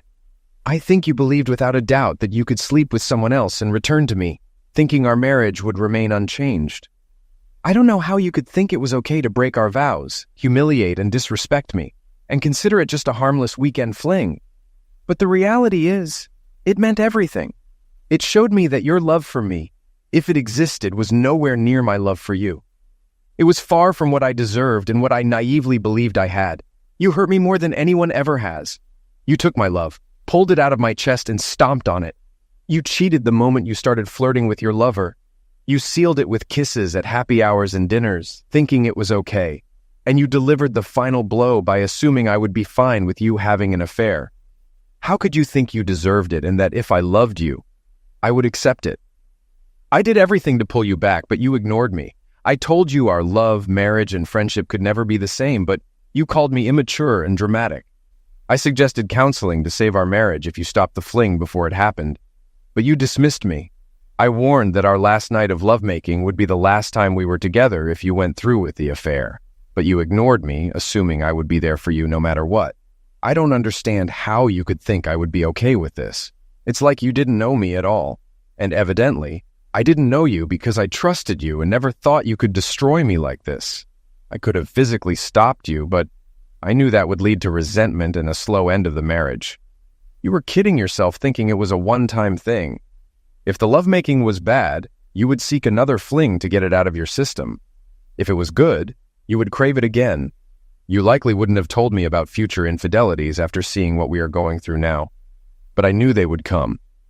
I guess we'll never know. I can't be in a relationship without trust, and mine and you is completely broken. I couldn't love you again, wondering if you were thinking of someone else. When you walked out the door, you took all the love, respect, trust, and friendship you claimed to have for me and washed it away. I can't forgive you, trust you again, or even be friends. I have to cut you out of my life just like you cut my love out of my chest. A few practical things. I have split our assets and paid the mortgage for the next 2 months. Your 50% of our joint accounts is enclosed in this envelope. Our Verizon joint account is canceled as of Monday. You'll need your own. I've canceled our insurance and joint credit cards. I've taken my name off the mortgage and written a quitclaim deed to you. The house is yours to sell or live in. I don't care. It's not my home anymore, and I'll never be back. I sold my car and left in the RV. Sometime down the road, I will pawn your wedding rings for gas money so they'll serve some purpose. In my anger and pain, I did a couple of things. I took a box cutter to the wedding album, and you'll find some pieces in the fireplace. Go ahead and burn them. It's a fitting cremation of our marriage. I've also pinned an email to our friends, relatives, co-workers, and contacts about your decision to cheat and my decision to leave. You have a day or two to prepare your story, but maybe you can start by taking responsibility. The good news for you is you now have my permission to sleep with whoever you want. It would be nice if you didn't pick married men since you've already ruined enough lives. But go ahead and find whatever you were looking for that made you throw us away. You can divorce me, sell the house, move, do whatever you want. I don't care, and I leave that to you. Should I find a woman who truly loves me, then I'll worry about a divorce. I quit my job, cashed out my $401K, and my only plan now is to never see you again, and to take a left out of the driveway. Other than that, I'll forge a new life and hope to leave your memory behind. Goodbye, Billy. Molly had to read the letter several times to truly believe it was happening. She could see Billy's tear stains on the sheets as he wrote it. She got up, saw the damage to the wedding album, and barely made it to the sink before throwing up and nearly blacking out. My God, what have I done? How could I have been so self-centered and stupid? How could I destroy the only man I'll ever really love? I had it all, and gave it up for the worst, most pathetic lovemaking, and an a-hole who just wanted to get in my pants and didn't know what to do when he did. Molly crawled to the couch in the living room, curled up into the fetal position, and cried herself to sleep. She couldn't believe she had been so stubborn and fixated on her lust for a new lovemaking partner that she ignored all of Billy's warnings and ultimatums. She had destroyed her life in a matter of weeks, and now knew she would pay the price for her betrayal forever. Billy drove to the banks of the Mississippi and decided to follow it from Minneapolis-St. Paul down to New Orleans. Once there, he would decide whether to turn left or right. The long driving hours were filled with thoughts of Molly and whether he was doing the right thing, but he decided not to make any decisions for weeks. He couldn't even envision being friends with her, much less partners. However, if his anger subsided and it became more important to be with her than without her, he might open a dialogue, but he gave it less than a 25% chance of happening, and it would be a long road back. Molly had to endure the humiliation and pain of explaining her foolishness and reasoning for the fling to her parents, relatives, and friends. She could tell none of them would understand her reasoning or take her side. She now couldn't understand her reasoning either, much less explain it. She had to admit how horribly she misled herself into thinking the fling wouldn't affect them. She had to explain how she didn't realize until now how it would destroy her marriage and her only love. She had to take responsibility for being incredibly self-centered and stupid about the importance of her fidelity to both Billy and herself. She saw how she had lost her family and friends' respect, and how they began to distance themselves from her. Molly called Billy's best friend, Tom Weekly, pleading for Billy's location, his phone number, or any information about him. She begged Tom to tell Billy that she loved him, had finally understood and taken responsibility for cheating, and would do anything to get him to talk to her again. "Tell him I love him. I miss him. I messed up badly and truly understand that now. I'll do anything to fix this if he gives me a chance. I'll never divorce him. I'm committed to our marriage vows and won't date or have any male relationships while we're still married." She waited every week, hoping for a call or response, but it never came. She stopped going out with anyone, led a lonely life at work and home, and prayed that something would eventually bring Billy back to her. She remained faithful to their marriage, waiting for him. About a month after Molly's affair, Andrew's doorbell rang. When he answered, a man in a ski mask with a police baton quickly shot him twice in the head and neck until he collapsed, then kicked him several times in the lap. As Andrew lay in pain, the attacker told him to never mess with married women, and then walked away. As time passed, both Molly and Billy thought about what happened, and neither could understand how she thought it would be okay. 3 years later, Molly was still waiting for Billy, but he never returned. One morning, as Molly was about to leave for work, a man approached and asked her name. Once Molly confirmed, he handed her an envelope. "You have been served." Molly did not cry or react. She just stood there. She let out a small smile and said, "All the best, Billy. I hope you have a wonderful life."